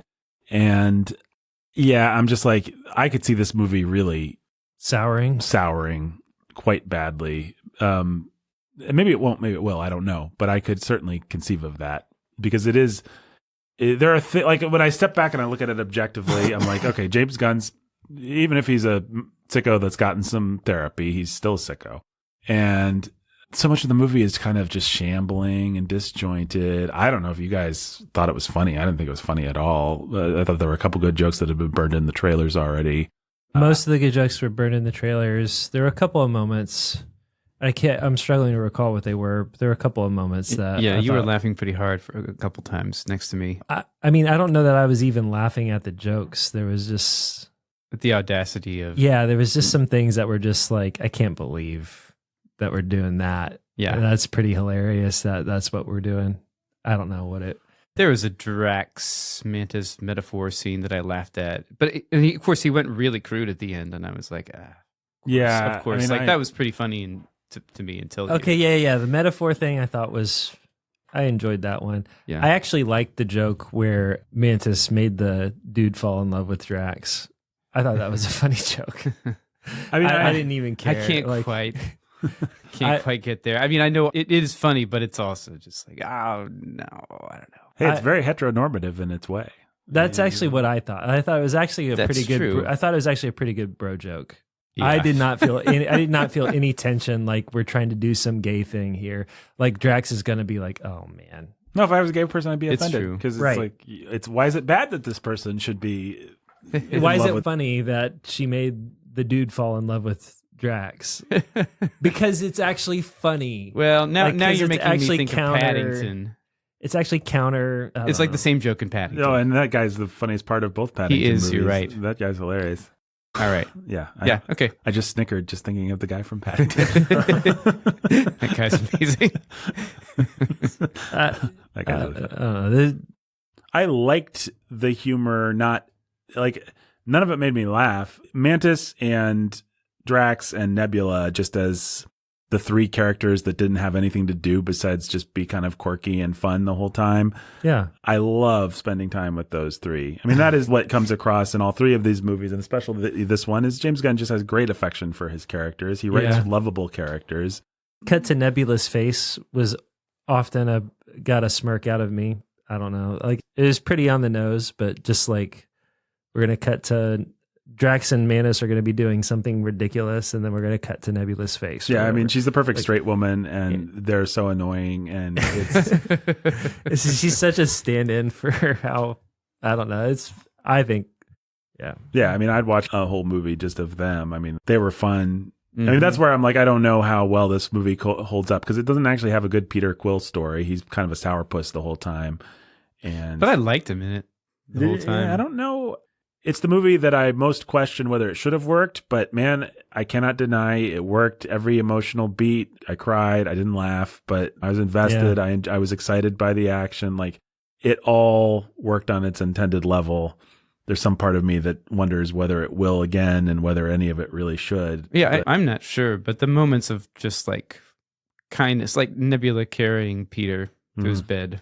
yeah. I don't know if there's anything more affecting in the movie to me than that. No. Well, Nebula for being such a nothing character seemingly in the first one, you really you actually do start to see some architecture there where you're like, in the first one, there's three things that feel like, did he mean for this? And it's the villain being so lame, it's Nebula being kind of lame, and it is Yondu actually a father figure. And you watch the first one in hindsight, it's hilarious that the villain is as lame as he is, actually. It's all just the a punchline is Peter doing his little famous dance, and the I'm guy's just, distracting you, you big moron. yeah, like this guy's just an oaf. Like he was never a threat. He's an idiot. He looks like a Star Wars bad guy, but that doesn't mean he is a Star Wars bad guy, which is pretty funny. And then Nebula just feels like henchwoman in that one, but her storyline, Nebula is my favorite character, I think, in the trilogy. Yeah, if you look back, it's like, oh, that's angst. That's Yeah. actual emotional angst. She's got a great story. And my only regret is that she and Peter didn't actually end up together. I think that would have been great. And so, yeah, I don't know where I was going with that, but yeah, I guess just James Gunn loves his characters and it's fun to hang out with them. And the movie, just as a vibe, it's a great movie. Just Well, and Mhm. also when you think of, I think Karen Gillian? Gillan or Gillian or Gillen, I think. Yeah. she's just fantastic. Yeah. Like I think it's really easy to just look past the performance and how straight it is and then how nuanced it can be. Mhm. Like she's really impressive. Yeah, on one level, you'd be forgiven for thinking all she's doing is walking around doing a She does Clint so Eastwood. much does a ton more. of She stuff. brings so much to it. Actually, what I think of is like the weird emotional nuances you bring to a character like BJ. Mhm. Like Yeah. that's a really challenging thing to do. Mhm.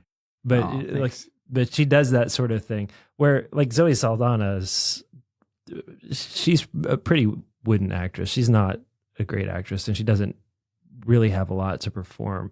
Although she does a nice job in this movie. She was good in this movie. Yeah. But in general, I just don't think of her as. I think he wrote to her woodenness. I think he was actually able, due to I don't know whether he wanted what happened to happen in the Avengers movies, but I think they did him a favor. It actually allowed him to reset a romance that was lame and do something more interesting and write to her strengths instead of. Mm-hmm. Yeah, and to see her go soft at the end finally, and then to give her that little send off with her actual Her buddies, the Ravagers. newfound family Yep. that we had to pretend like, or we had to not know about or understand for the whole movie. Like That was all really sweet. Yeah. And well Yeah. done.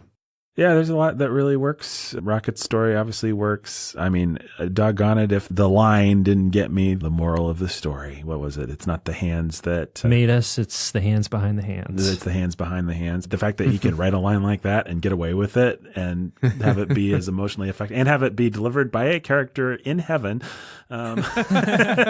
With robot It was arms. a cyborg otter. Right before a little squirrel dude comes back to life and leaves heaven for a little while. And she says, your work is not done. I mean, that's it's so easy to be horrible. Well, And he pulled it all off. It was really, that's the thing about each of the Guardians movies. Like, they are a mess. You do the wrong thing and you've got Jupiter Ascending or one of these movies that people make fun of for years. Each of them are a mess. But what they never lose is an emotional propulsion and through line that just keeps you moving forward through the movie and keeps you hooked in, Right. keeps you on the hook. And you can get outside of it and reflect on it and decide that you hate it, but you're going to be along for the ride. You may even like have moments of discomfort, but you're still going to be along for the stupid ride. Mhm. And you're going to sit there and be like, this doesn't make sense. These are plot mechanics. This doesn't like, and you're also going to be like, and it doesn't matter because I'm on to the next emotional story beat, or up, we punctured it with a good joke. And oh, isn't that visually interesting? And like, Yeah, look, he changed the music. And oh, look, like there's just always something going on and propelling you forward through the story. And he just like keeps pulling things off that it feels like he shouldn't be able to pull off. Yeah, and but I agree with you 100%. I think that's why we're on a scene to scene, just like moment you're invested, and he's really good, and I love that. The question I have is, if I watched it again, would it matter how? Like, for example, I think the big example, thorough spoilers here, everything about the ending, from the sort of non-dispatch dispatch of the villain to the arbitrary nature of, well, we all need to split up now.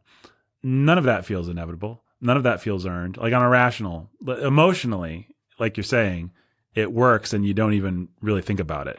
But then you look back and you're like, okay, I guess our story just kind of shambled to the end and everybody did what felt good for the audience, not necessarily what they would do. Like, it was Nebula actually there? Was Peter actually there? Had the story actually earned it? What the choices that they made? Mantis drag? Nah, it feels more like that's just what we want, and then we want them all to dance.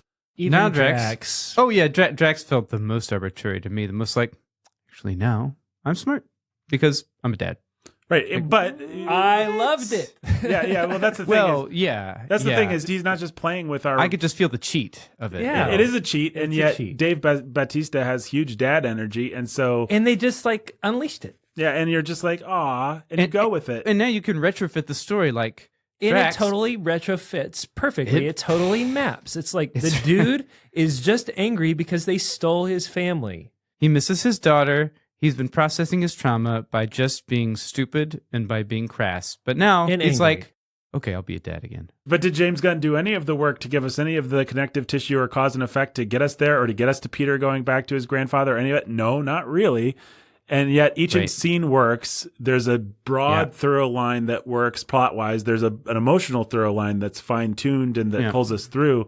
And it's just really interesting to see a movie that is so kind of stop and start and flashbacks, and like there's so much that Well, and part of why it works actually is not just like the arbitrary nature of it, but I think there's an arbitrary nature to how people find, or there's a way that people find or stumble into redemption in real life that feels arbitrary, that I think that he understands on an intuitive level and plays with. yeah. Like how many, God is the actual God of the actual universe is just that good, that somebody as jacked up as Drax can become a dad one day and it can change his life, and he can become the guy who dances. And like, you can say that that's arbitrary, but also that's kind of just how God made the world and how powerful fatherhood can be. Right.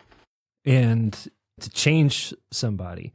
And that's one thing that I think Gunn understands on an intuitive level as the little god of his little universes is like when you have any kind of family and are trying to process any and face down any kind of demons, any number of little things can be unlocked if you're willing to face them that are unexpected and that seem like they come out of nowhere. Like I can't take the lock off my own heart and face down my demon. If I do, I'm going to die, but my friend just might accidentally do it for me. I might discover it and accidentally unlock it. And now I feel free to go face down my demons and move past them.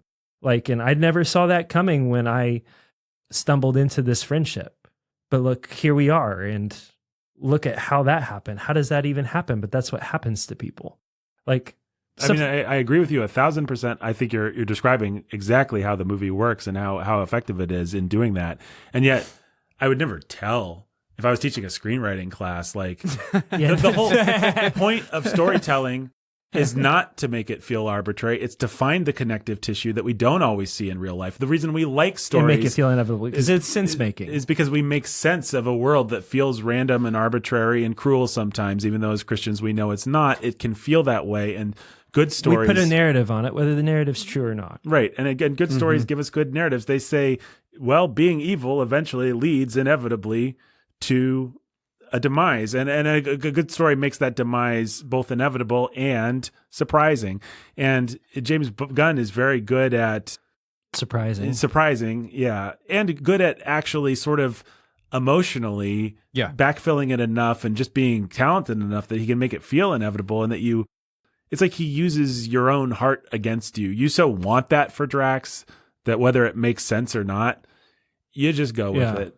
Yeah, well, and part of what I said to you after I came out of the movie was the one thing that you feel from Gunn as a creator is he's incredibly loyal to he wants that for Drax. He wants that for all, whatever kind of monster you think he is. He loves his creations, he loves his characters, and he wants a good ending for each of them. And he's going to try to figure out a good ending for each of them. And if he can't, he's going to at least leave the possibility open that I don't know how to get you to the really good ending yet, but I'm going to leave the door open for each of you to have a good ending. Mm-hmm. And that's part of the feeling you get when they all go their separate ways. Well, I don't know how to bring Mantis to a close, but what is it that she needs? Well, she needs to figure out how to be her own person. So I'm just going to leave a door open for her to go somewhere and figure that out. And what does Peter need? Well, Peter actually he had some doors that were left open. He needs to go figure out how to close. I don't know how to close them for him, but he needs to go and deal with that. And Drax needs to just be a dad. And Gamora just needs to kind of be a mom. And Rocket needs to be the leader of his own team finally. Gamora or Nebula? Nebula. That's what I meant. Yeah. Right. Mm-hmm. And Gamora's got to relive her own journey with the Ravagers all over again. Right, she's got to go have her own Guardians of the Galaxy adventure. And she has to have her own Guardians 2 again. Mm-hmm. Right. And so I love these characters. I want them to end well. These are the good endings that I think I can give them. And these are when I feel like I can't get them there, I can leave the doors open. I know my limit. There's a sense in which I feel like I know my limits. I know how far I've gone. I know how to tell Rocket's story. Mm-hmm. I don't know how to finish the rest of these stories quite yet. And that's okay. I've got to be okay with that. And you got to be okay with that too, because we're all on this journey together. But now we can all understand Groot. Right. Which I like, and it felt incredibly moving and fun. And there is part of me, though, that was disappointed that it's just kind of that feeling of, I don't know, it would be very interesting to go to an alternate part of the multiverse and see James Gunn actually follow these stories through to a real conclusion where everybody has to pay an actual price. Mm-hmm. And let's just see the bitter end of this thing. We've set up these people who are actually kind of irretrievably broken. And I think the movie that we were speculating that this movie would be, right, it would be interesting to see. I think we all kind of were relieved and cheered by the fact that he decided to pull back and just, actually, I like these characters. I think that they can find some real peace, or like Jake said, if they can't, then I can position them to go on that journey off screen and let's leave it there. There is part of me that would love to see dark James Gunn minus his therapy just take this to the bitter end and actually see like what is. Because you feel that would be honest, right? I think that would be more honest. Yeah, I think that would be more honest to the characters that we met in Guardians 1. Peter Quill, he can't just go back and reclaim his childhood. He lost it. Yeah.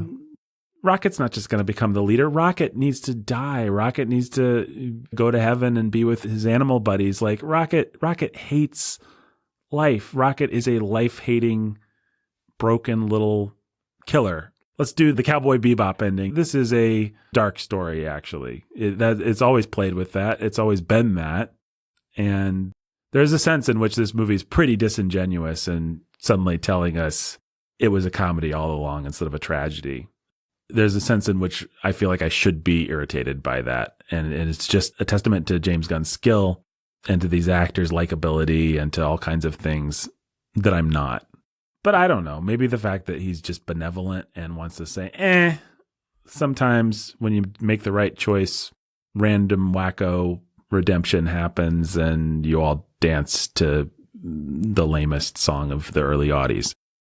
Maybe I should be happy about that. And maybe I was happy about that. The movie, I think we all had the same experience, which is this is a delightful end to the trilogy. And yeah, that's what I felt. I came out thinking I was expecting something really mean, and there were a lot of mean parts. But what I actually got was something really sweet. Right. And it's impossible, it's impossible to process this movie without processing it through the lens of future Superman. And so maybe that's not fair to the trilogy and not fair to the movie and not fair to the series and not fair to the MCU. But I think it is fair to James Gunn because James Gunn is also needing to make a statement with this movie about what to expect from him moving forward. And so can he give us hope? Actually, can he give us redemption? Can he be sweet? Can he give us good versus evil? He definitely tried to answer those questions. Yeah, and the son of a gun, literally, pulled it off. He gave us, like, if you walked out of a Superman movie and had the same feelings that you walked out of Guardians 3 with, you would feel like you had seen a good superhero movie. I walked out feeling like I would watch, in an alternate universe, I would not just watch James Gunn's Superman. I would watch James Gunn with stupid Chris Pratt as his Superman, like, which is saying something because Chris Pratt sucks. He's horrible. He in no way deserves to be Superman or Clark Kent. But I came away thinking, in this guy's hands, I could buy into even Chris Pratt as his Clark Kent Superman, I think. Like, that was the feeling I had. Now, okay, give me a couple days to sit on it and I'll come back around, I know. But that's how I felt.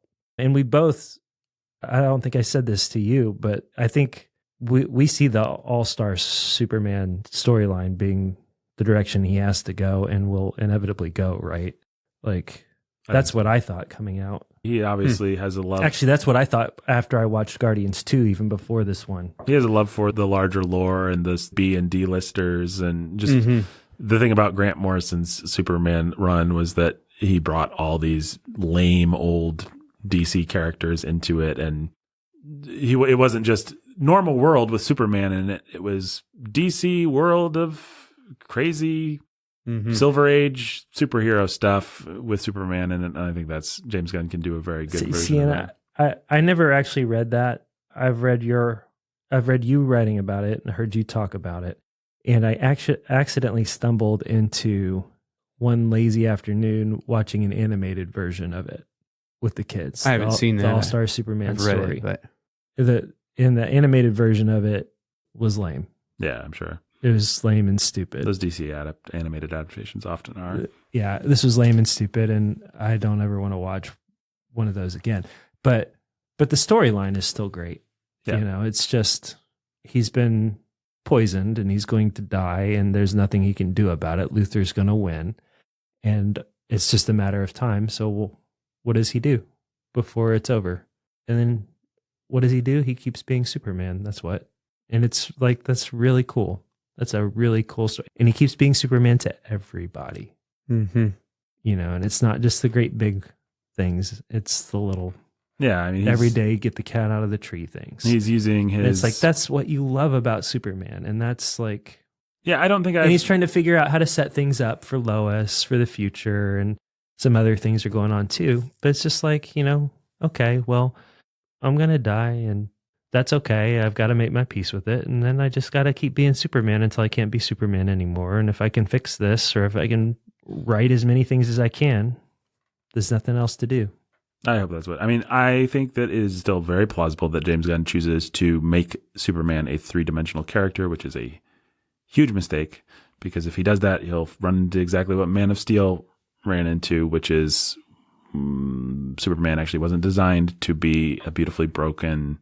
But you can guy. create a beautifully broken world around him. Oh no, yeah, James Gunn can make a good Superman movie, and he can make it as dark and dismal and suicidal as he wants. It's just that Superman has to be the father figure that stands astride all that and is not corrupted by it.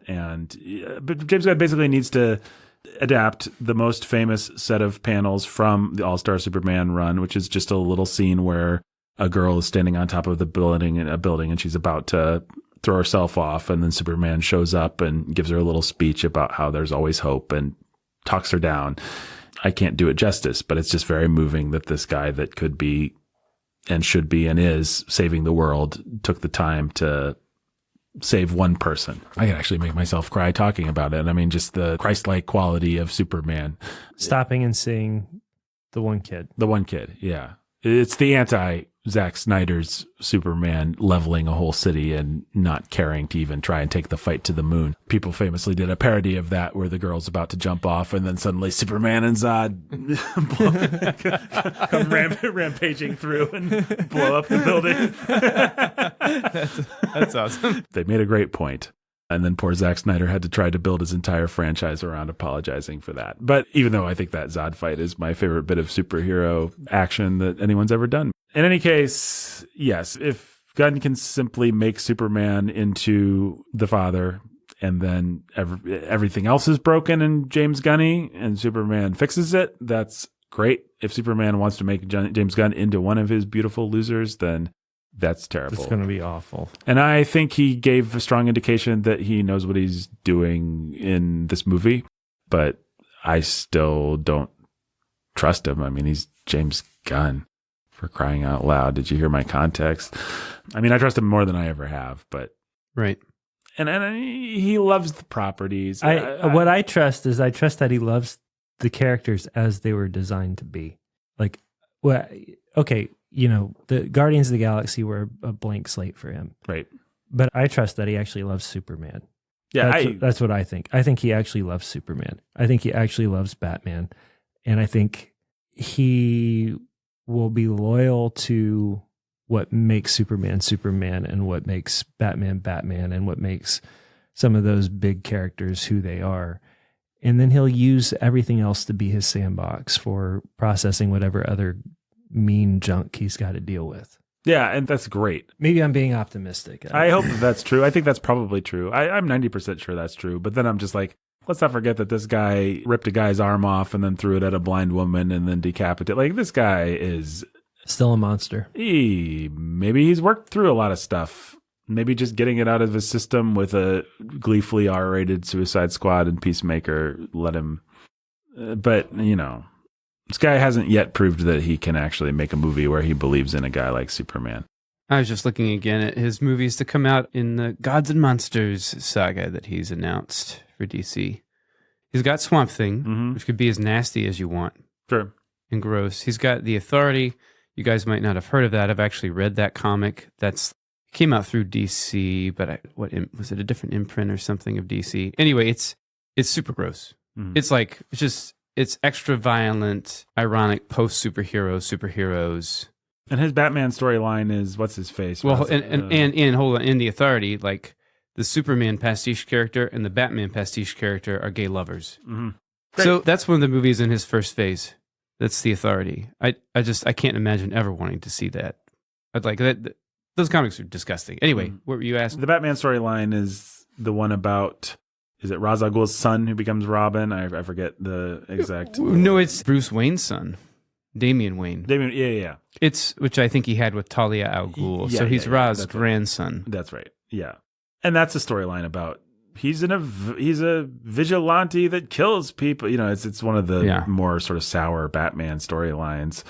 Yeah. So yeah, that's the thing. I actually agree with Jake. 95%. I think James Gunn is capable and probably does want to make a good superhero movie or a good Superman movie. But I'm also like, it's going to be such a total anomaly, not just in his career, but in what he's done with DC so far, what he seems to be doing with DC otherwise. Like that, I don't want to get my hopes up too much. You have to imagine the studio knows they messed up with the Snyderverse. Like they don't want another nobody wants a dark Superman, and we all know that. Mm-hmm. Yeah. So there's a lot of things in favor of us just getting a great Superman story. I think we probably will. I just don't want to trust James Gunn too much. DC's such a mess. They had the Blue Beetle trailer. Like they don't even know what's going on with their universe, but they're dropping new IP out there. I did not see the Blue Beetle trailer. Oh. It was in front of the... Not my showing. Really? Okay. Anything else you guys want to say about Guardians of the Galaxy Volume 3? I don't think so. No. I realize, I know he's doing a thing, 70s, 80s, 90s. Now we're in the 90s music. I was hit and miss on this soundtrack. Maybe I just don't like the 90s as much. Are you a creep? I mean, I like creep as much as the next guy, but really, okay, I'll be that guy. I'll be the snob. James Gunn's music choices have always been a little obvious. On the nose, yeah. He's not a deep cut kind of a guy. He's like, this is what everybody was listening to. You know what? The MCU isn't a deep cut kind of guy franchise. You know, they hired James Gunn. He's deep cut kind of guy. Yeah, but it's still big tent blockbuster stuff. Yeah, I guess. I don't know if I accept that. I think James Gunn could probably do whatever he wants with the soundtrack. Certainly by the third movie, he can find like the song that we should have all liked instead of Creep, and everybody would have been fine with it. I don't know, Dog Day, Florence and the Machine was pretty lame, I thought. The Beastie Boys for the big I loved it. scene. I'm sorry. I was like, the Beastie Boys. That stuff was so not part of my world growing up that I was like, this song is from the 90s, obviously. And I was like, Beastie Boys, yay. Oh, and by the way, call me basic. That's fine. But let me just get all the snobbery out of my system. Guys, fake the camera, never switch oneers are not real oneers. There's nothing all that impressive about the one shot if it's all done in a computer. I don't know. I'm just tired of the cliche of the one shot fight scene. I don't really care. I mean, I feel like he's so good visually that he's going to he's just going to use that as one technique to give it sense and structure. I thought that was a great action scene, and it was a really cool nice action final scene. sort of rousing Guardians thing. Mm-hmm. I'm just really tired of that kind of thing. That particularly cliche. Yeah. Well, okay, so there's a lot of movies now that are like, if I can just get that one, what's the Extraction's got that 12-minute one shot? Yeah. Single shot scene. It's like 12 minutes long or something like that. Action scene, something ridiculous. So it's like it's a benchmark or whatever. But I was just like, he's pulling out that paintbrush. I don't care. Fine. Yeah. It's all right. These sheeple, they always have to follow these trends. Like, okay, we moved away from Bourne. I'm glad. I know I should be happy. I hate all the sort of quick cut, can't tell what's happening garbage of the early audience. he sure made you want to see everything that happened. Yeah. Or most everything that happened. So I love that we're getting action now. Post John Wick and a few other things, we're getting like action scenes where you can tell what's happening. I really like that a lot. So I shouldn't complain. So I won't. I'm done. It's still its own piece of choreography that absolutely. even within, if it's all done within a machine, so what? Like it's still a dance. There's still a dance to it. Yeah, I guess the reason That's I maybe feel a complicated. little snobby is because sometimes you'll see a shot like that. Like everybody was real impressed with Extraction, for example, and it is a cool scene, but they didn't shoot that in one camera shot. Like that, they didn't actually do that. You're watching a special effect, so you can appreciate a good special effect. But when there's like some person stuffing popcorn in their mouth, being like, "How did they do that?" Nom. Oh, no one's going to mistake this for Yeah, that. because Guardians is not that. I realize. No, this is fully like, hey guys, here's a cool special effects shot. But then I would agree with you, Ben, except I saw an interview where the interviewer was like, nom nom, James Gunn, the Beastie Boys scene. How did you even choreograph that? Nom nom. And James Gunn was like, well, it took a lot of hard work, and it's like, it still did though. It still did, because you had live action people, not just CGI effects going on even in the background. And you had to imagine, even if you're like, all right, our camera here is mostly imaginary, you still have to imagine. Yeah. You're not laying track or whatever, but but you have to imagine it like you are laying track. Okay, I think I have a more helpful snobby thing to say. I just think that people should understand there's a difference between that. As cool as that is, there's a difference between what that's accomplishing and the kind of thing that you're seeing and, say, Mad Max Fury Road or the Tom Cruise movies. Or Children of Men back or Children in the day. of Men. Like the movies where you're actually seeing something that approximately happened in real time and space that had to be choreographed, that had to, like somebody had to hit their mark there, or we're going back, or we're doing the whole thing. Like that's what, even something like Extraction, you're not really seeing that. You're seeing a really cool stitch job that creates a really cool scene. You're just okay. When you watch Guardians, what you're not seeing is, oh man, if Chris Pratt didn't hit his mark exactly, that was. So I just want people to understand the difference, and they can still be impressed by the Chris Pratt one. It's not the same thing. I understand your snobbery. Yes. So you guys have anything else? Let's see. We talked soundtrack. We talked action. Yeah. James Gunn is really good at casting. That's what I was thinking too. He's awesome. Like Adam Warlock. And I know we were saying Nathan Fillion was the design, but this guy was perfect. Like, he's great. Yeah. Pouty, callow youth to be your Superman analog is just great. Yeah. He's wonderful. I'm going to look up real quick and just see what the actual story there is, because I just have this memory and I want it to be right. Yeah, no, I liked Adam Warlock. We'll keep talking while you look that up. The girl that plays his mother is great too. She does a lot with little, like all those little supporting people.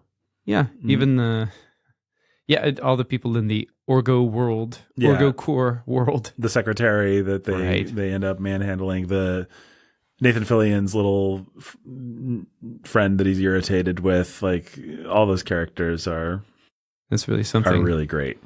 Oh, Ben, we got to fill time while Jake looks this up. What else did we like? Oh, I was just comparing this to Dungeons and Dragons that we recently saw and reviewed.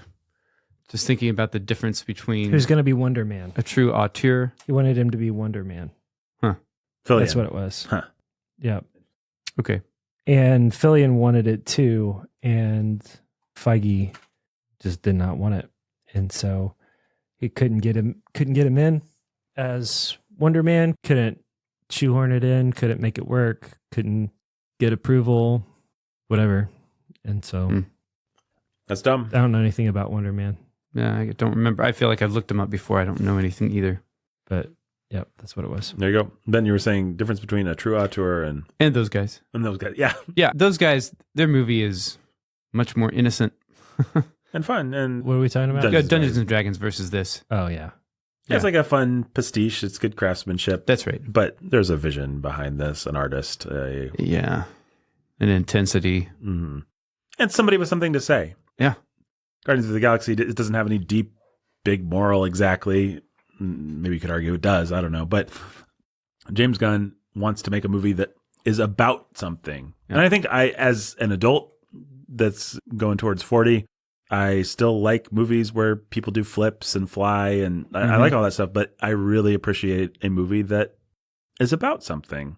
Dungeons & Dragons, for as fun as it was, I don't know how excited I really would be to go back to it, just simply because it's like fun stuff, and then it's waiting for the next fun thing, and then it would be, and I already know the fun things, like there's nothing to really chew on. But but you'd be happy to show it to your kids, and you'd never be happy to show a James Gunn movie to your kids. No, I agree with that 100%. Absolutely. But I would also say, as a not kid, the Guardians movies are among a handful of the only MCU movies I've withheld from every one of my kids, including my kid in high school. Mm-hmm. I just don't have any.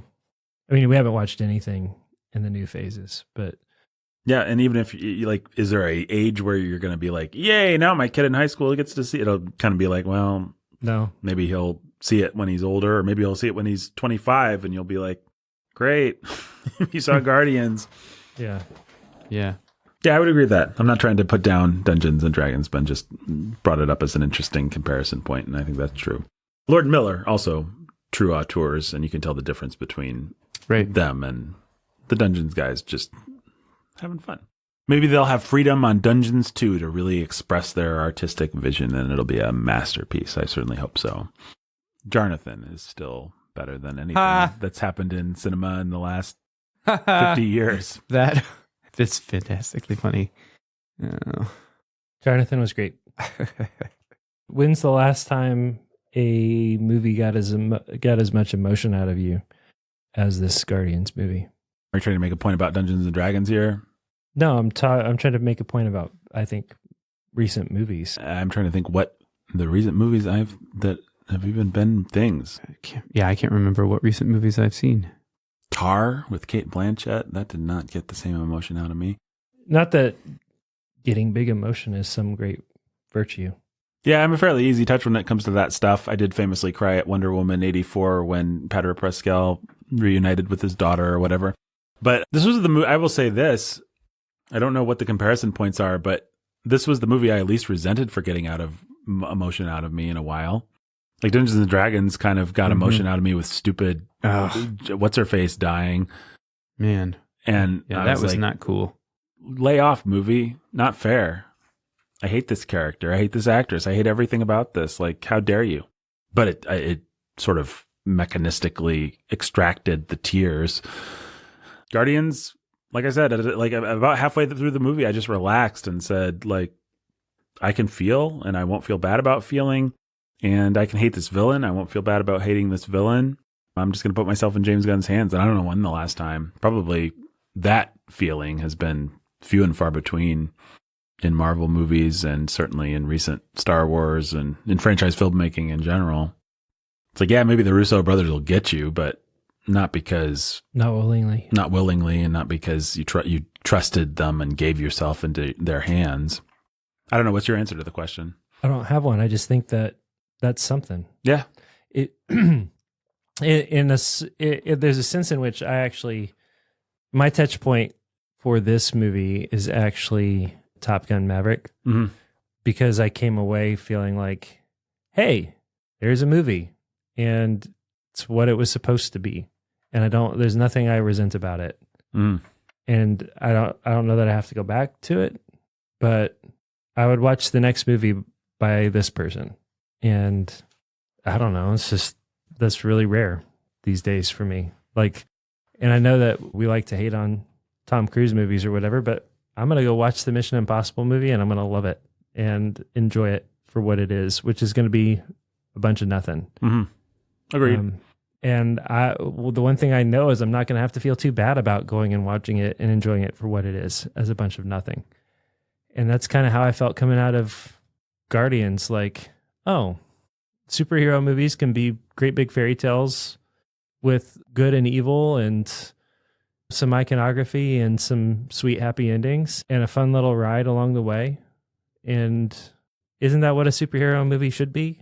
Like, hey, when's the last time I've actually watched a superhero movie and just felt like I watched a superhero movie that is just a fairy tale? And it's been a while. That's just good versus evil, and I don't know that I have anything to feel bad about in this movie. I mean, it's still James Gunny, but so it is on a relative scale, but on that relative scale, like what? The Batman? That was the one I was thinking of that kind of, it does work as a complete emotional experience, but it is so sort of serial killer chic that it just is tiresome. I don't want to go back to it. Yeah. I keep on thinking I should, no. I even started it once and then, but I didn't get 30 seconds in before I was just like, yeah, no. Like, I just don't have any interest in going back to that movie. Well, first you got to get through like 20 minutes of the guy looking through a viewfinder. Yeah, and that's the part that's just like, yeah. I happy family that he's about to destroy. And yeah, like, nope. And so, I don't know. It's just like, can we just make movies that are for people? I don't ever feel like rewatching things anymore. This is the first movie that I felt like I probably would want to go back and see again, or could go back and see again and enjoy and be looking forward to in a long time. I mean, I'll watch Dungeons and Dragons again with my wife. We'll laugh, but it really will be like there's 20 minutes here that I'm excited about, and then there's waiting for in between. I will show Dungeons and Dragons to my kids, right, while I'm making pizza. Right, exactly. Like, and you can tune in for Jarnathan. And that'll be fun. That'll be a fun time at the movies on a Friday night at the Menzel House. That's great. I like that sort of thing. And it's rare that we get that sort of thing. And anytime we can get that sort of thing, I'm happy to have it. But it's just so rare that you can just go and feel this was relatively uncomplicated in terms of how I parse this as a movie. And for a movie where a raccoon rips a guy's face off, it's one of the most morally uncomplicated that I've seen. I guess that's just my way of saying it's still James Gunn. But yes, I agree with you, which is the weird part. Well, that's what I said. I agree.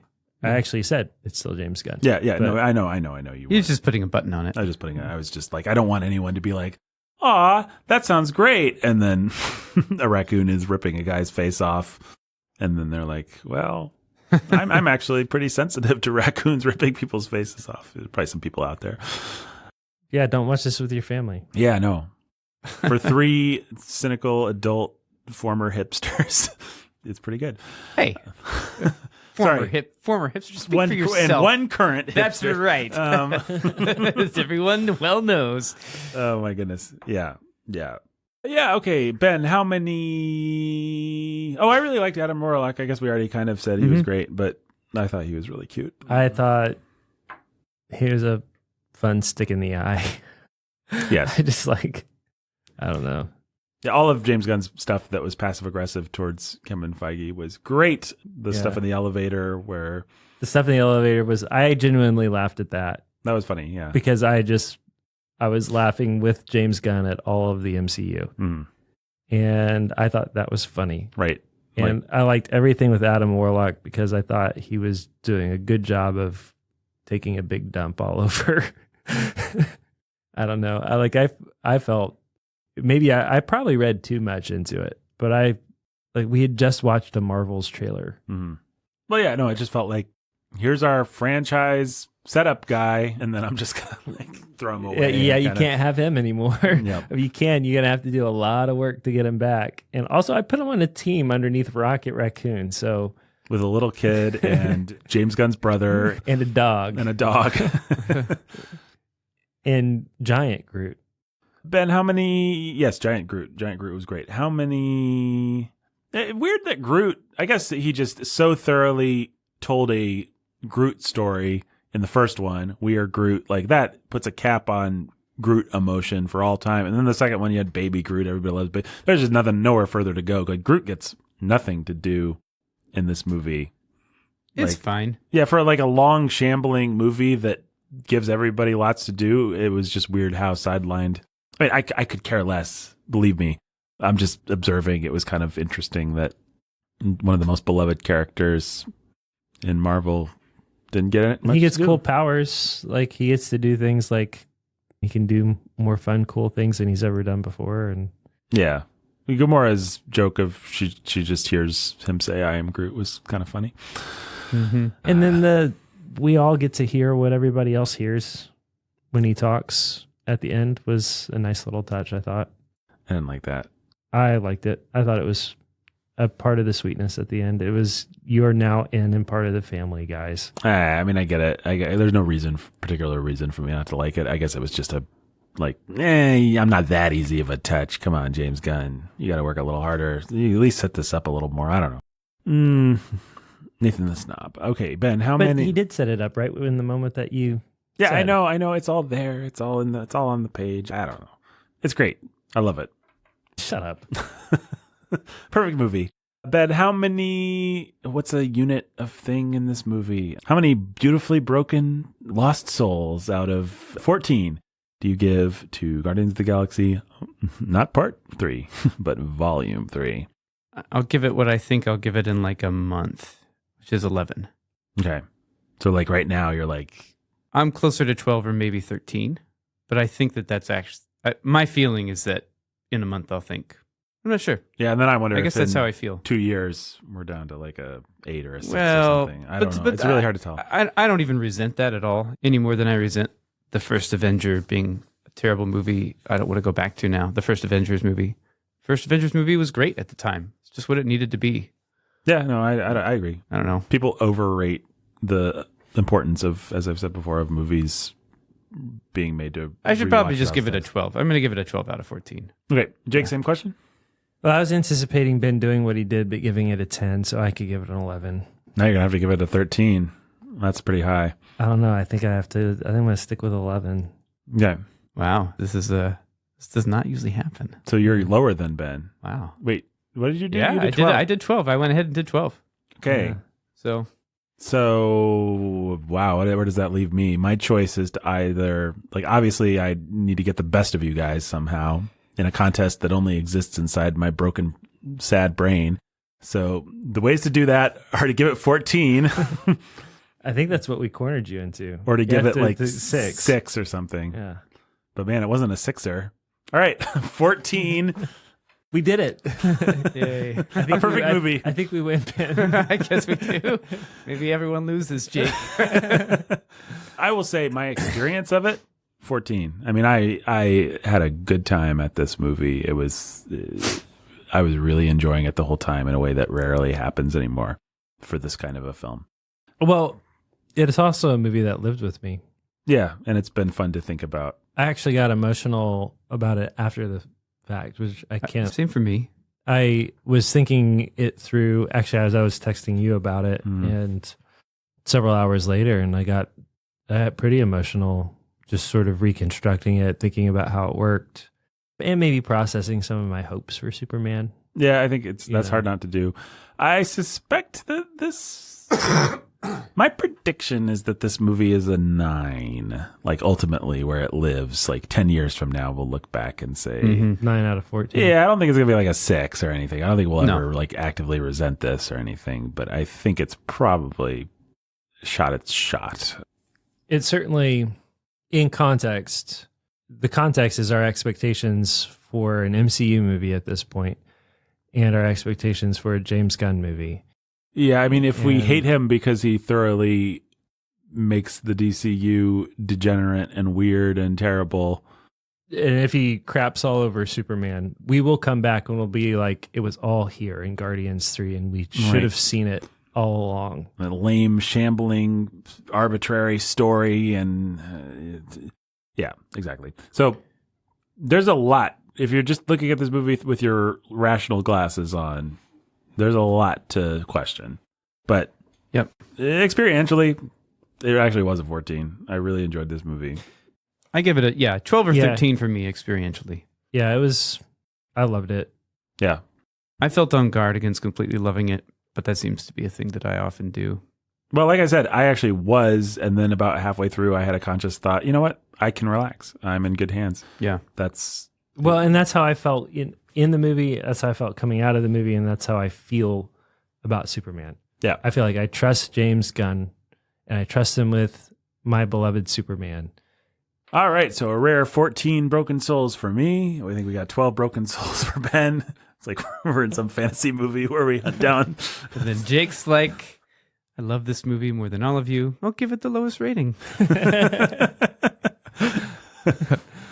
I respect this movie more than all of you. Yeah. Well, I don't love you, but I do respect you. oh, yes. Jake, the champion of the common man. Me, the champion of the Snob. uncommon man. And Ben... I'm in my own world. Yeah, Ben, the champion of Ben. We all suck. I hate us all. We're going to get a happy ending anyway, yep. even if it doesn't make sense. And our happy ending is going to lunch. Goodbye, listener. Until next time.